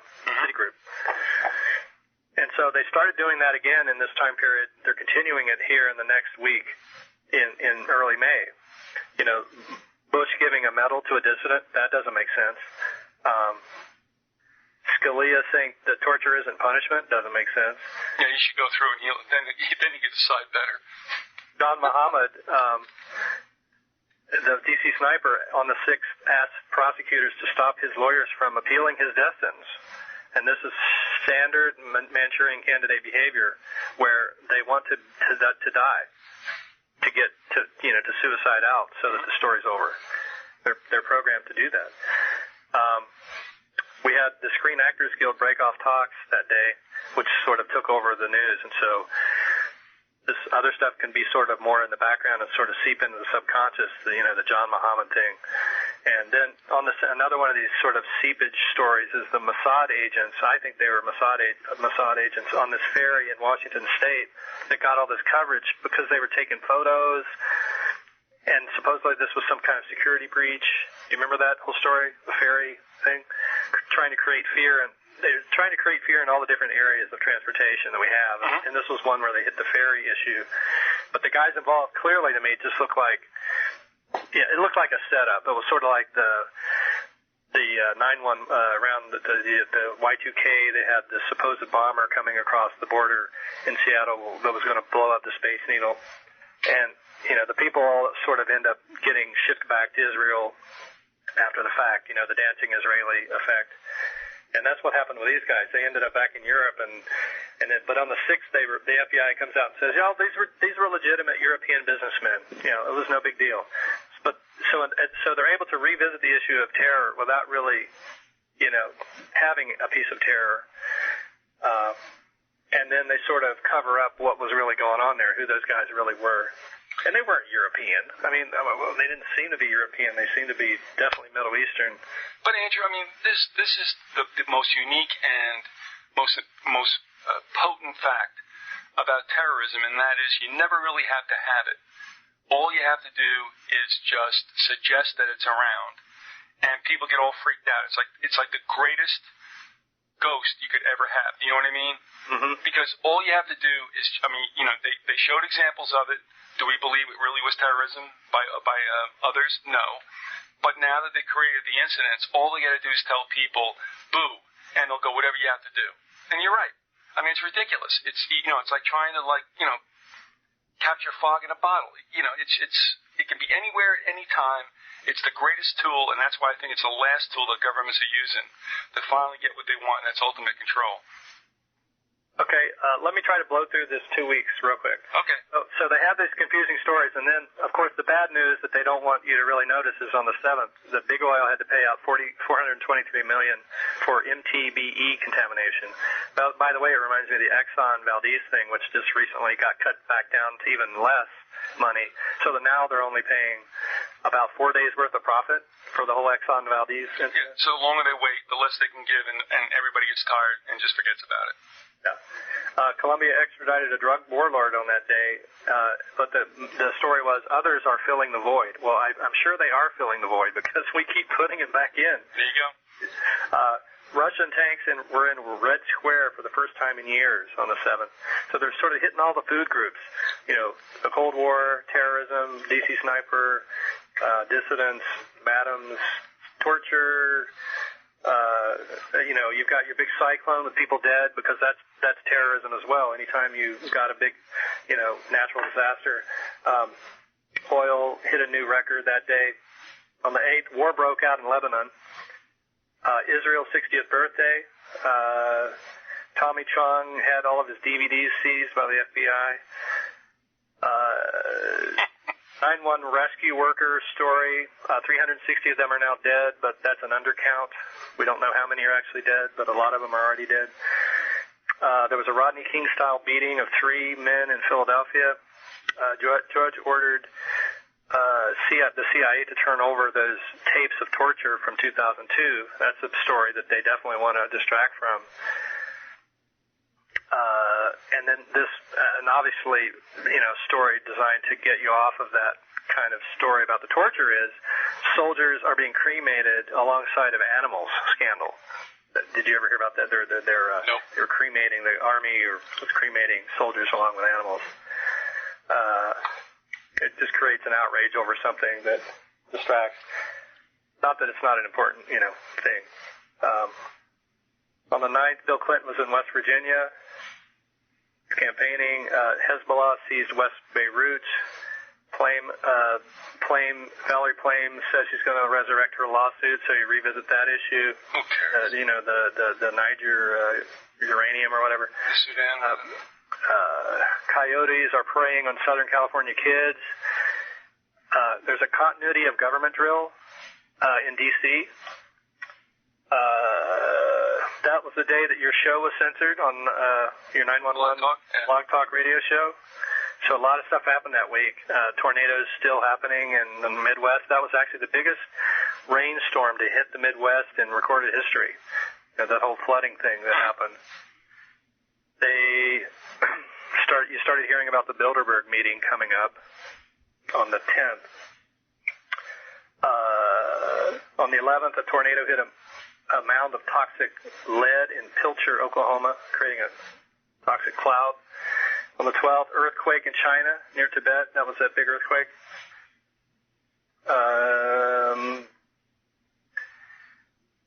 What else do we have? Stories about that super collider in Switzerland that might create a black hole. That's kind of a terrorist thing. A story about the first genetically modified human embryo. There's your futuristic kind of story that they like to throw in. Bush started blaming the Saudis for high oil prices on that day. What a joke. Obama was in West Virginia that day. On the 13th, Fox News was caught using subliminal pictures of McCain to support McCain. Hillary was in West Virginia. Now, wait. The subliminals were pro-McCain. Yeah. No, were they pro-McCain or anti-McCain? Pro. Okay. The Vatican astronomer came out with that story saying that the aliens are okay. We believe it's okay to believe in aliens. All you guys out there, that's a sign for the future. The U.S. dropped their charges against the 20th hijacker, supposed Katani. Yeah. Police brutality in Indiana. Then on the 14th, the big San Francisco Bay gasoline spill, which I'm sure raised prices some more. Wasn't much of a spill, but contaminated water in Yelm, Washington, which is where the Ramtha people are from.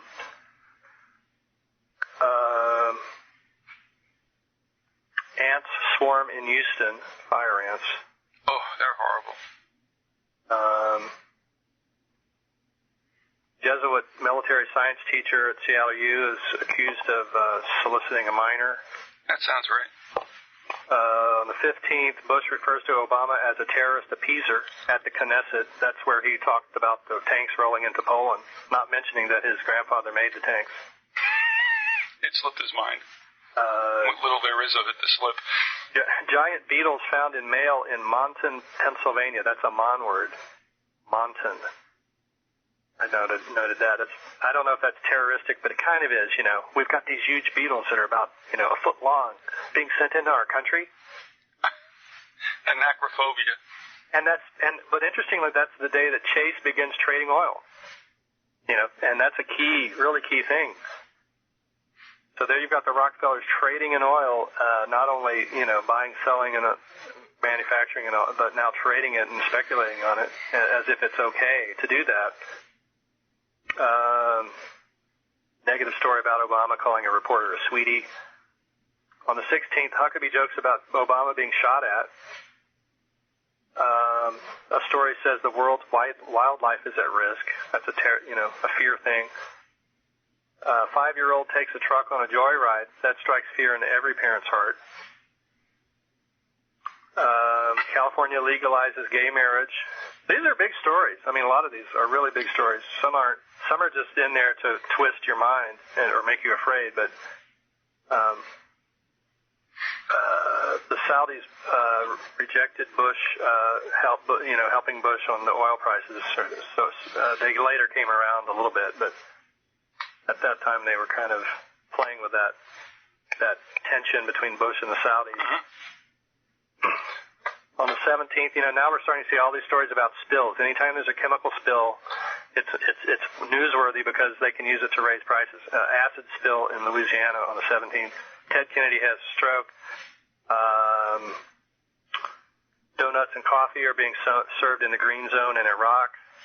That's a feel-gooder, making us feel like we're winning there.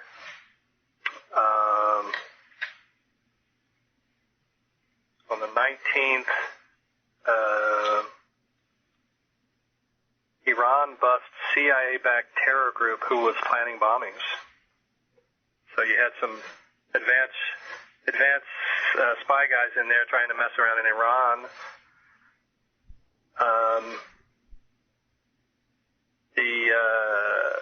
The orange orbs start showing up in Discover card commercials. And I imagine Discover is owned by the Rockefellers, but I'm not sure. But they're using this orange orb, which is a standard paranormal motif. It's the most commonly seen UFO. It's now being seen in these commercials for credit cards. And it flies around like it has a brain, like it's intelligent. And this is Discover that's doing this? That happened to be the day that I read Chris Knowles' blog and saw that Western Electric and AT&T both use Mothman-like mascots, Birdmen, Mithras, in their different logos. Rumors of attacking Iran on the 20th. That's the day that Obama more or less wins the election. The 21st, 14 tons of Oreos spill. Hello? Yeah. Oh. What? No, I'm making notes here. I have to laugh. Where'd they spill out of? That's a good question. I didn't have room for that. And I might have to switch phones here, but hopefully not. But the interesting thing is a guy had a dream about it before it happened. He had a prophetic dream about an Oreo spill, and then the Oreo spill occurred. All right. Was this by? Do you know if it was by truck? I mean, do we have a semi? Yeah.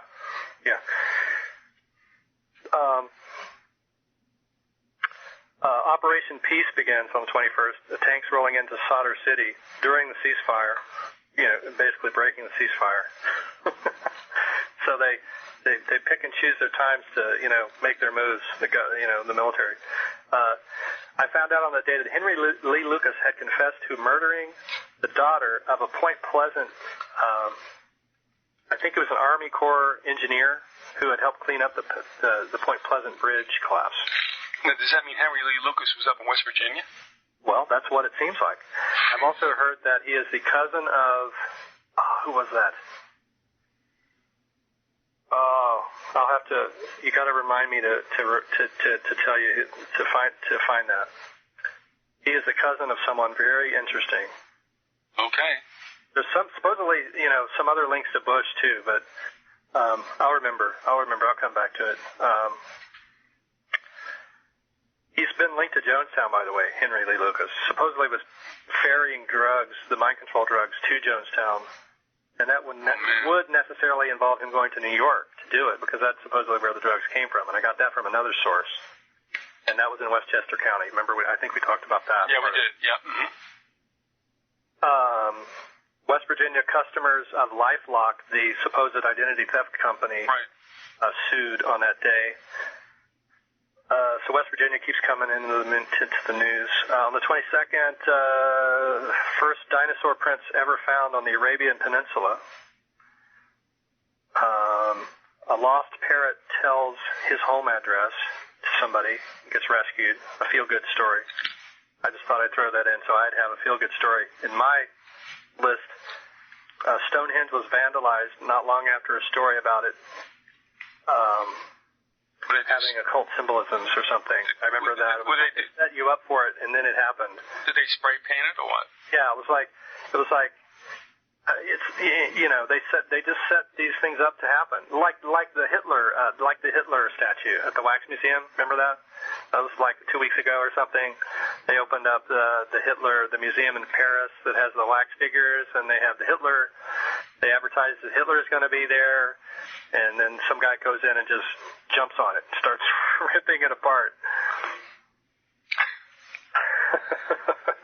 On the 22nd, a California company began cloning dogs. You always got to have your cloning stories each week. On the 23rd, I'm going to be getting to the end here soon of this month. A Mount Sinai hospital study, 911 workers have post-traumatic stress disorder. Obama asked that Rockefeller dude, who got fired, I think, after that, to be his vice presidential, chooser, you know, the guy who helps him choose the vice president. And you know, Obama's got all these Rockefellerites in his advisory committee. Have you seen the list? No. Madeleine Albright, and a bunch of Clinton people, you know, that were in Clinton's. Tony Lake. It's a sad commentary. Somebody wrote a good article here in Seattle, in one of the locals, about, you know, all you got to do is look at his advisory committee to know that he is not going to do anything, you know, revolutionary at all.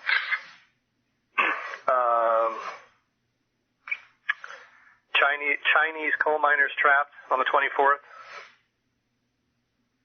Hillary Clinton starts an RFK firestorm by saying that, you know, she referenced RFK being with Obama, yeah, that whole thing. Kellogg, Brown, and Root, their work is split into three areas of Iraq, presaging that what has been said all along by Zimphora, my favorite blogger, XYMPHORA, who 2 or 3 years, maybe even longer than that ago, said it's all about sectioning Iraq into 3 or 4, you know, areas. Which is interesting because that throws it back to the pre-World War I situation where it was tripartite with Germany, France, and Britain. Exactly. On the 25th, the Phoenix probe lands on Mars. Got the Phoenix name coming up again. It's built by Lockheed Martin, which has that facility in upstate New York where the Rockefellers were born. On the 27th, it's reported that the Germans make more eco-friendly bombs. On the 28th, rumors of a deadly superbug spreading. There's a murder, a 3-generation murder in California that day where I guess, you know, 3 generations within a family were murdered. Mothman witness has a dream of friend being killed, or was it a dream of the actual wreck? Some kind of wreck deal where they had the precognition of someone being decapitated.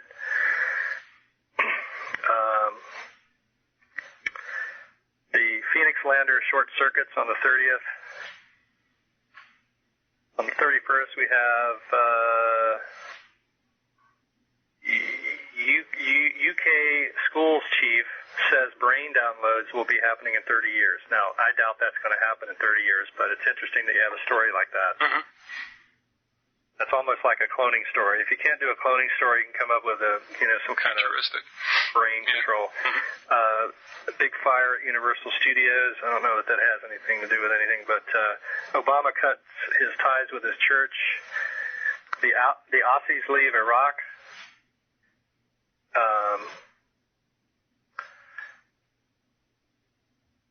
OPEC says that oil is no longer tied to the market price. And Jay Rockefeller criticizes Hayden, the CIA chief, who used to be the NSA chief. And he's basically was saying Hayden isn't paying enough attention to Al-Qaeda. So here you have a guy who's supposed to be a liberal, mm-hmm. Jay, mm-hmm. And open-minded and all that, like the bastion of civilized thought in the Senate, bringing up Al-Qaeda as if they exist. Okay, so that's May. We did it. All right, well, I ain't letting you get away that easy. Are you ready? Okay. All right, no, and we'll finish out 2 hours. No big deal. All right, a couple things. One, when you were You talking... could always start going in June, too. No, don't you dare. No, it's a good place to cut it off because I want to throw some things by you to fill out the hour. Not that we're trying to waste time, but I mean just because we can go to 2 hours, and then you'll come back on again with June, if you don't mind. Okay. Is that okay? Yep. All right, real quick. One of the things, the 20th hijacker, it's funny because that's the second 20th hijacker we had. That's right. Yeah, the first 20th hijacker was Musawi. Then they come up with a second 20th hijacker. I mean, you caught that, didn't you? I did. I just didn't really. Yeah, it was subliminal though. It's like, I was a little confused. I was like, didn't we already have one? Yeah, we already had one, and that's what most Americans go on with. Like, well, duh, didn't we? No, we did. Now we have two 20th hijackers, which is bullshit. Also, the thing about the aliens.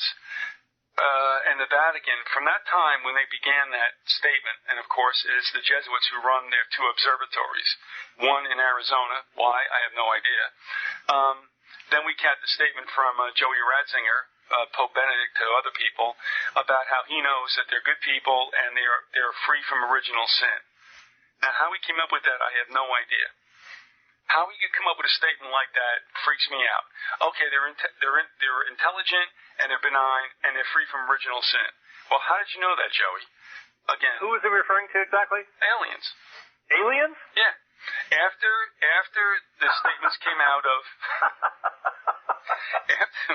you're having way too much fun with this. Oh, Andrew. Oh. After they came out with this, and somebody sent me some emails lately, there is a definite spike in statements look, Larry King did a thing about this. I don't know when it was. Somebody sent me that whole thing from CNN. All of a sudden now, this is getting very mainstream, but it all began with the statement by the observatories that there's probably, ET life, and then Ratzinger comes out and says, yeah, there is, and they're really good people, and they're free of original sin. Like, again, how he knows that, I have no idea. Anyway, it stayed with us, and it's for a purpose. It'll be with us a long time, but it's starting to become ingrained now, so everybody's getting ready for, okay, something extraterrestrial. All right, so that's another thing. Now, here's another thing that's very kind of somber. I don't put a great weight in the work of James Shelby Downard, but he did talk about the ritual of the killing of the king, which usually takes 3 accomplices and a head wound. Now, JFK was shot in the head, which was the fatal head wound. And we kind of believe that there were 3 assassins. It was a triangulated assassination, which is the most efficient. Robert Kennedy was shot in the head as well. And Sirhan Sirhan was certainly not the only gunman involved in that. Also, in a very macabre twist, although it had nothing to do per se with gunmen, Teddy Kennedy, the third brother, most likely will succumb to a head event, shall we say, brain cancer. And of course, according to Downard, in Gaelic, the name Kennedy means helmet head or wounded head. Go figure. Yeah, that's really strange. It comes from Canadich in Gaelic. Also, Hillary, my feeling was that they reinvented her for a reason. Otherwise, why go through all the machinations of, getting her to be a carpetbagger senator like Robert Kennedy was?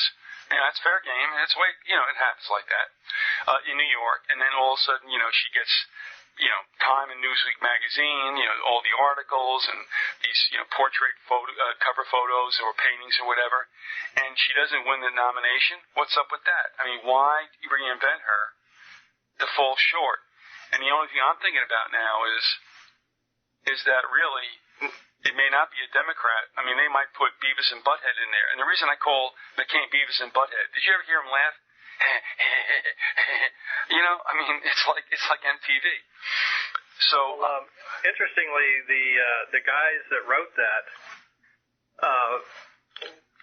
I know a lady who knows them because she was from Albuquerque, and they went to Albuquerque High, and I guess most of those stories from Beavis and Butthead are a product of whatever they explored and found out about life in Albuquerque High.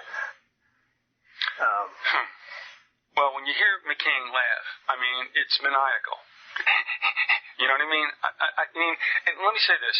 You well know, Andrew, that I don't believe in Republicans and Democrats, and they put whatever, chimpanzee they want in the Oval Office. Some are very glib, like Clinton was. Some can't, color with crayons, like Shrub. But I don't care who they put in there, but I'm just wondering now if the reason why Hillary fell short was for two reasons. One, Barack will have to step down for some kind of scandal, and Hillary, because she's so much there for him, will be the obvious choice before the convention, and that's really getting short on days. I understand that. Or it ain't the Democrats' day to take it back, which I find really interesting. And in that sense, will McCain assume the mantle, and war will go on as scheduled? I don't know. But I just thought it was interesting that Hillary falling short of the tape. It doesn't make sense to me when they did such a resculpting job on her, these last, 8 years or whatever. You want to comment on that? Go ahead. I mean, I'm throwing that out there because it's not making sense to me as yet. So did she get the prerequisite number of time covers? You know what? Yeah. She might not have. Very good. She might not have. And I'd have to go back and take a look. Yeah, she might not have. And I would assume, again, but what's funny? It isn't convention time yet, and I don't think he's got a lock on it. But I'll tell you what, at this point, if he should have to step down, here's what the goal would be. So much division in this country along racial lines that it would probably suit the handlers very well that we have this kind of schism taking place. If he continues and gets beat in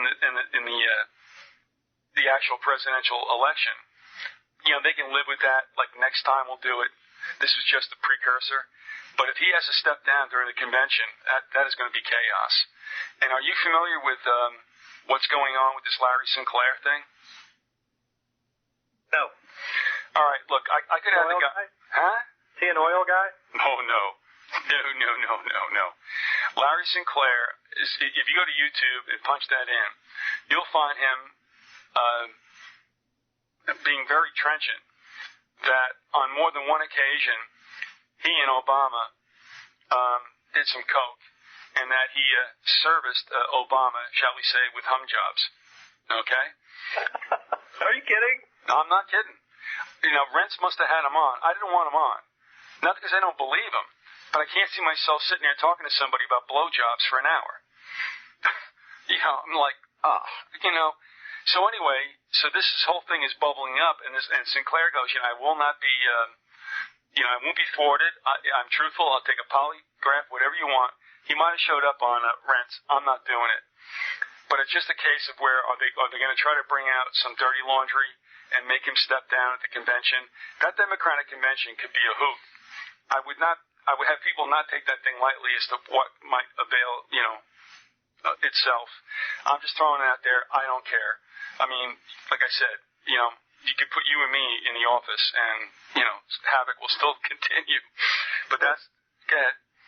About Obama, it's interesting that you have this Council of Nine connection to him in that he got into office by virtue of Congressman Ryan's wife, who was the star of Deep Space Nine, coming forward to say that he had been taking her to sex clubs and stuff.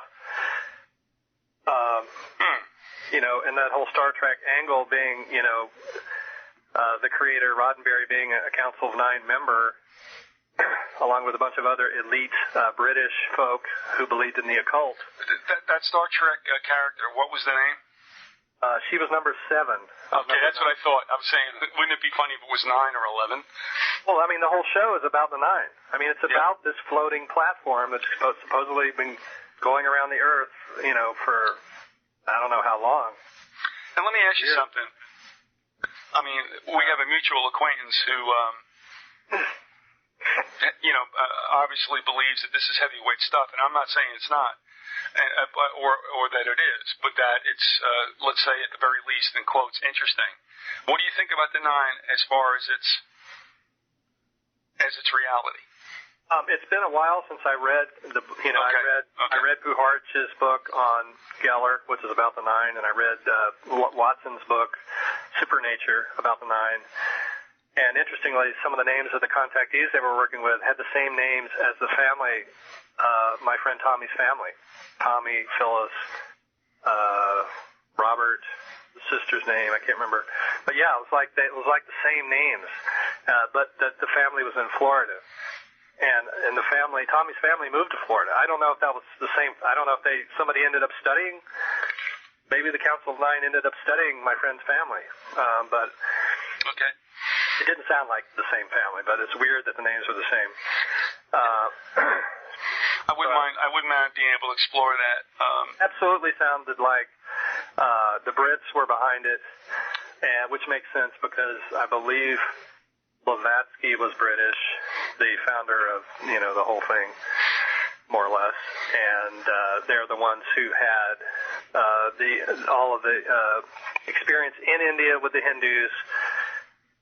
They basically took Hindu belief and morphed it into this thing, and it does kind of have a tangential relationship to the Garuda because the Garuda is a Hindu deity too. So, but yeah, you have this orbiting spacecraft with this supposed space intelligences in it, and somehow this same idea floated into all these other stories like Philip K. Dick and John Lilly and Robert Anton Wilson, all these different writers seemingly being influenced by this same kind of idea, even if they weren't calling it the Nine, they were calling it something else.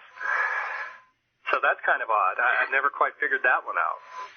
How do we have like 3 or 4 different systems that all sound very similar? Yeah. Well, and one more thing I wanted to say about the Clintons. Sure, go ahead. Is I'm reading this interesting book called Blink by Malcolm Gladwell. He writes for the New Yorker. It's got some really great things in it. I just really encourage people to read it. There's a lot of stuff about how they analyze people's habits, buying habits, and how the mind works, how the unconscious works, how people are controlled by their unconscious and they don't even know it. And one of the things that he talks about is one of the ways to approach this kind of research, and it's sort of what you and I have been doing. You take any activity that's got an unconscious component to it that can't be understood or that's influencing people unduly, like mind control or buying habits. You need to break it down. Somebody needs to go in and break it down into all its little parts and then study it inside and out. And those are the only people that are going to be able to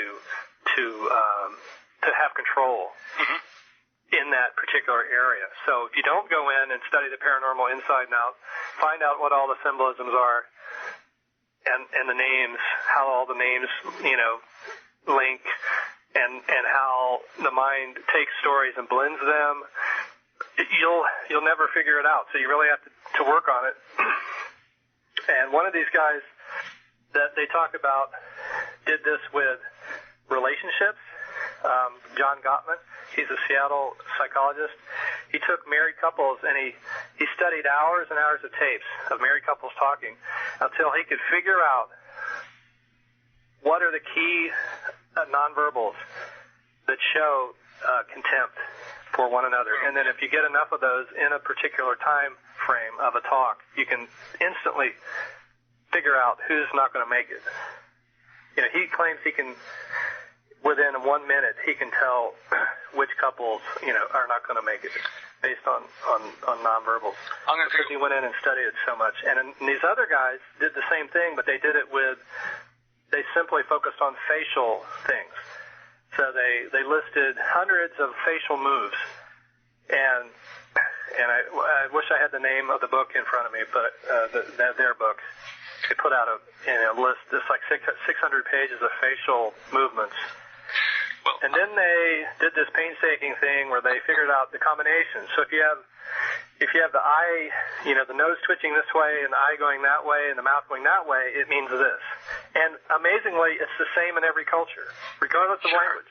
Sure, the human beings, it's the same. Why would it be? But they study Clinton. Oh, boy. A pathological liar who could beat the whole system. Yeah, and they found that he had this really unusual combination going on that basically said, I'm a bad boy. And they actually went to the people in the campaign and said, when he backed his way back and said, he's doing this thing that's going to undermine him. And they said, well, we can't be seen as having contacted someone like you, and having, right. him change his facial, whatever. But they claim they can have you change it within a day or two. If you just go in and sit down with them, they can have you fix whatever you're doing.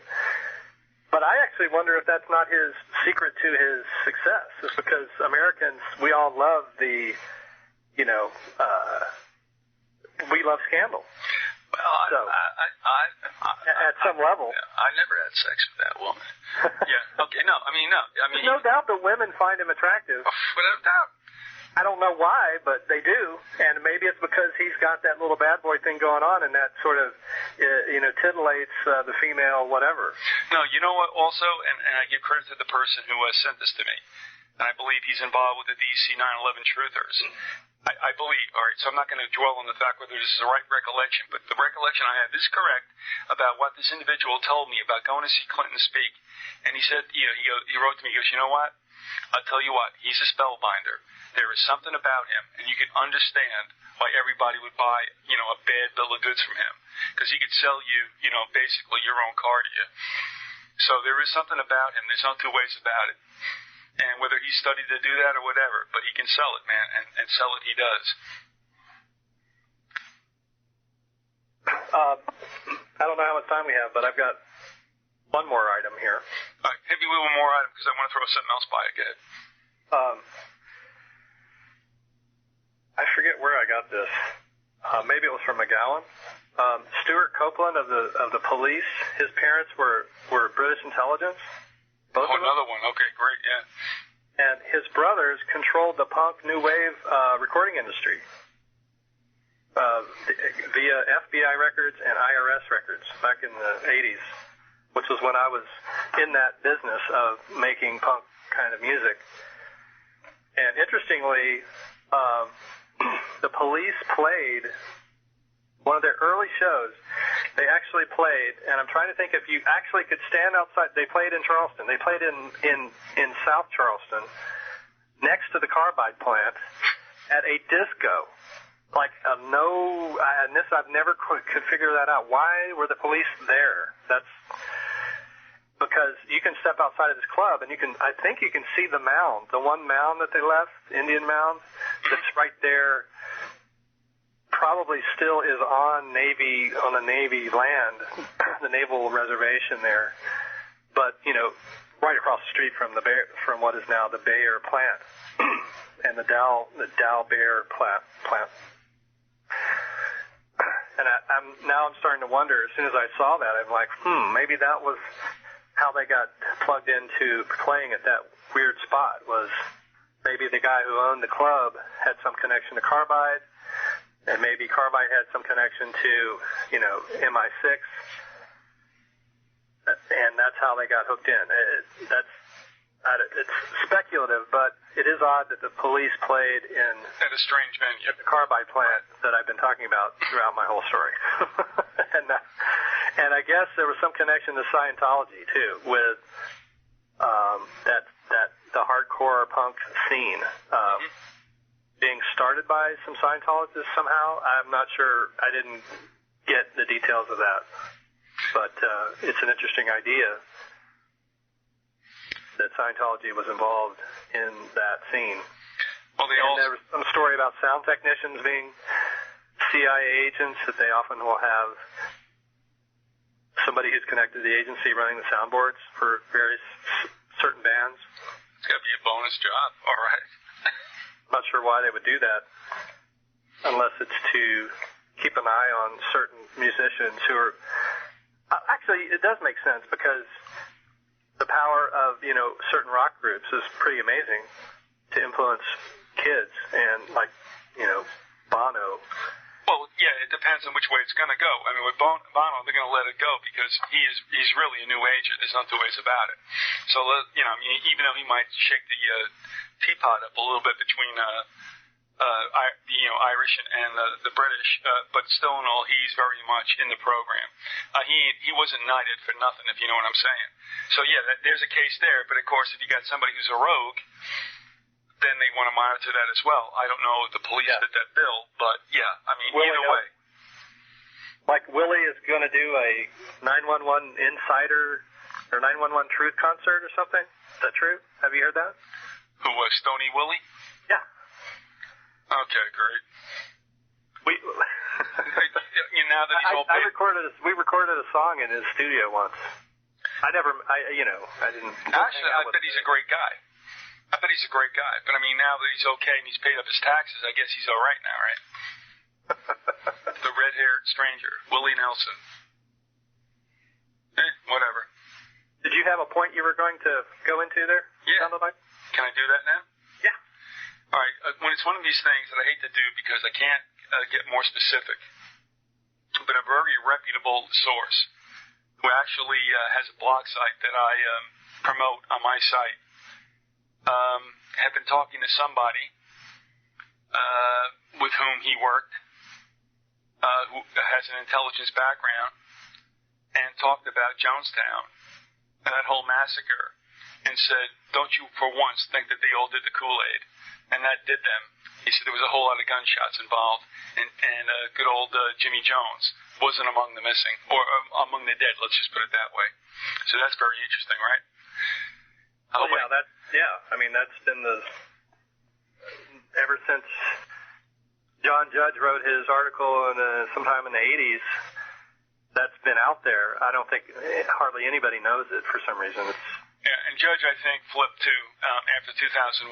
But, again, if he did that kind of expose, it is also supported by what this individual had written to me, and I trust that implicitly. So, and the weird part of it is that there had been another, and the details are a little hazy for me. It's been a while, but it seems like there was another massacre similar to that at the same place 100 years before that, called Hilltown. Or Hilltown. Wait a minute. Hilltown was. I'm sorry. Hilltown was another one. There was actually another one nearby called Hilltown, which actually got all the shoes and stuff from the victims at Jonestown. So they gathered up all the stuff that was left over and they sent it over to Hilltown, which is another one of these work camps. And the guy that started Hilltown was from Ohio, and he was a preacher of some kind. But, similar kind of a story.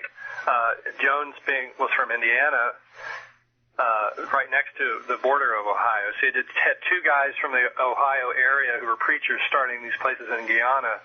And it may have been at Hilltown that it had the previous, I don't remember the name of the older slaughter that had occurred, but it was either at Hilltown or Jonestown. But it was the same kind of thing. It was like they just took the idea and ran it again. Yep. Well, that would make sense because they keep rerunning the same old scam time and time again. Nobody catches on, and that's why that comment, which is that quote that's so trite now, unfortunately, and that is the reason why history repeats itself. So there you go. All right. Lastly, and this is on an up note, as far as train derailments and stuff. It was the famous Libby Canned Goods caper in Teaneck, New Jersey, where we had two tracks running through our town, and they actually ran below ground level, so that it was kind of like this little canyon that ran for 3 miles north-south.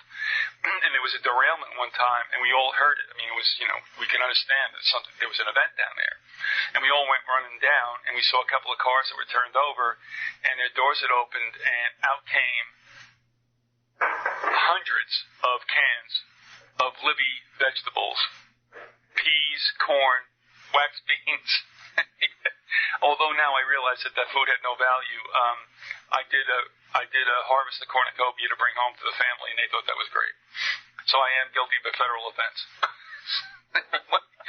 All right, listen, we're going to get out of here. You're going to come back again in about a week or two to continue this, but I want to set this up on our outro because you had done a song that we had wanted to play, if it were possible, during one of your appearances on the live show or during the Nullapalooza.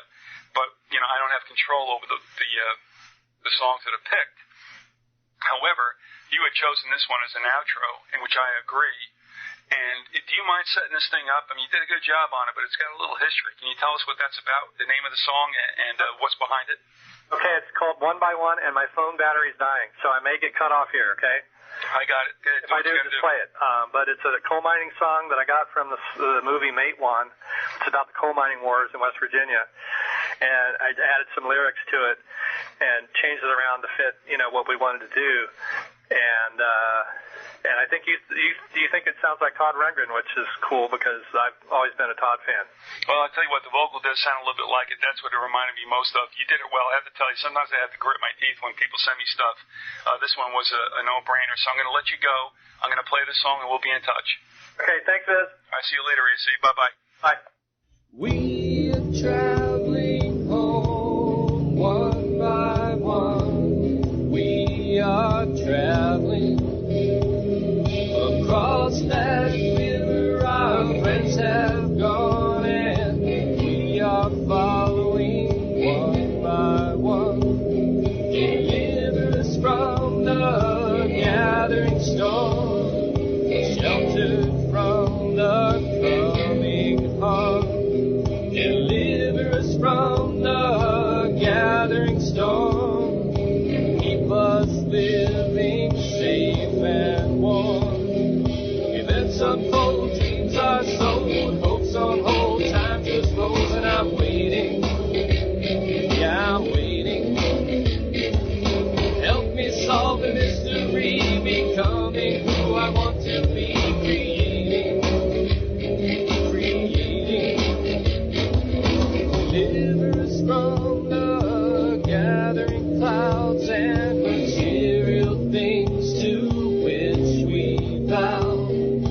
Lift us from this darkening haze and show us an enlightened day. Speak and listen to your voice. Realize the gift of choice. A love that makes the foulest clean and makes the humble poor believe. Not hating, not hating. Falling out of grace are we, sinless, never more to be. We are praying, meditating.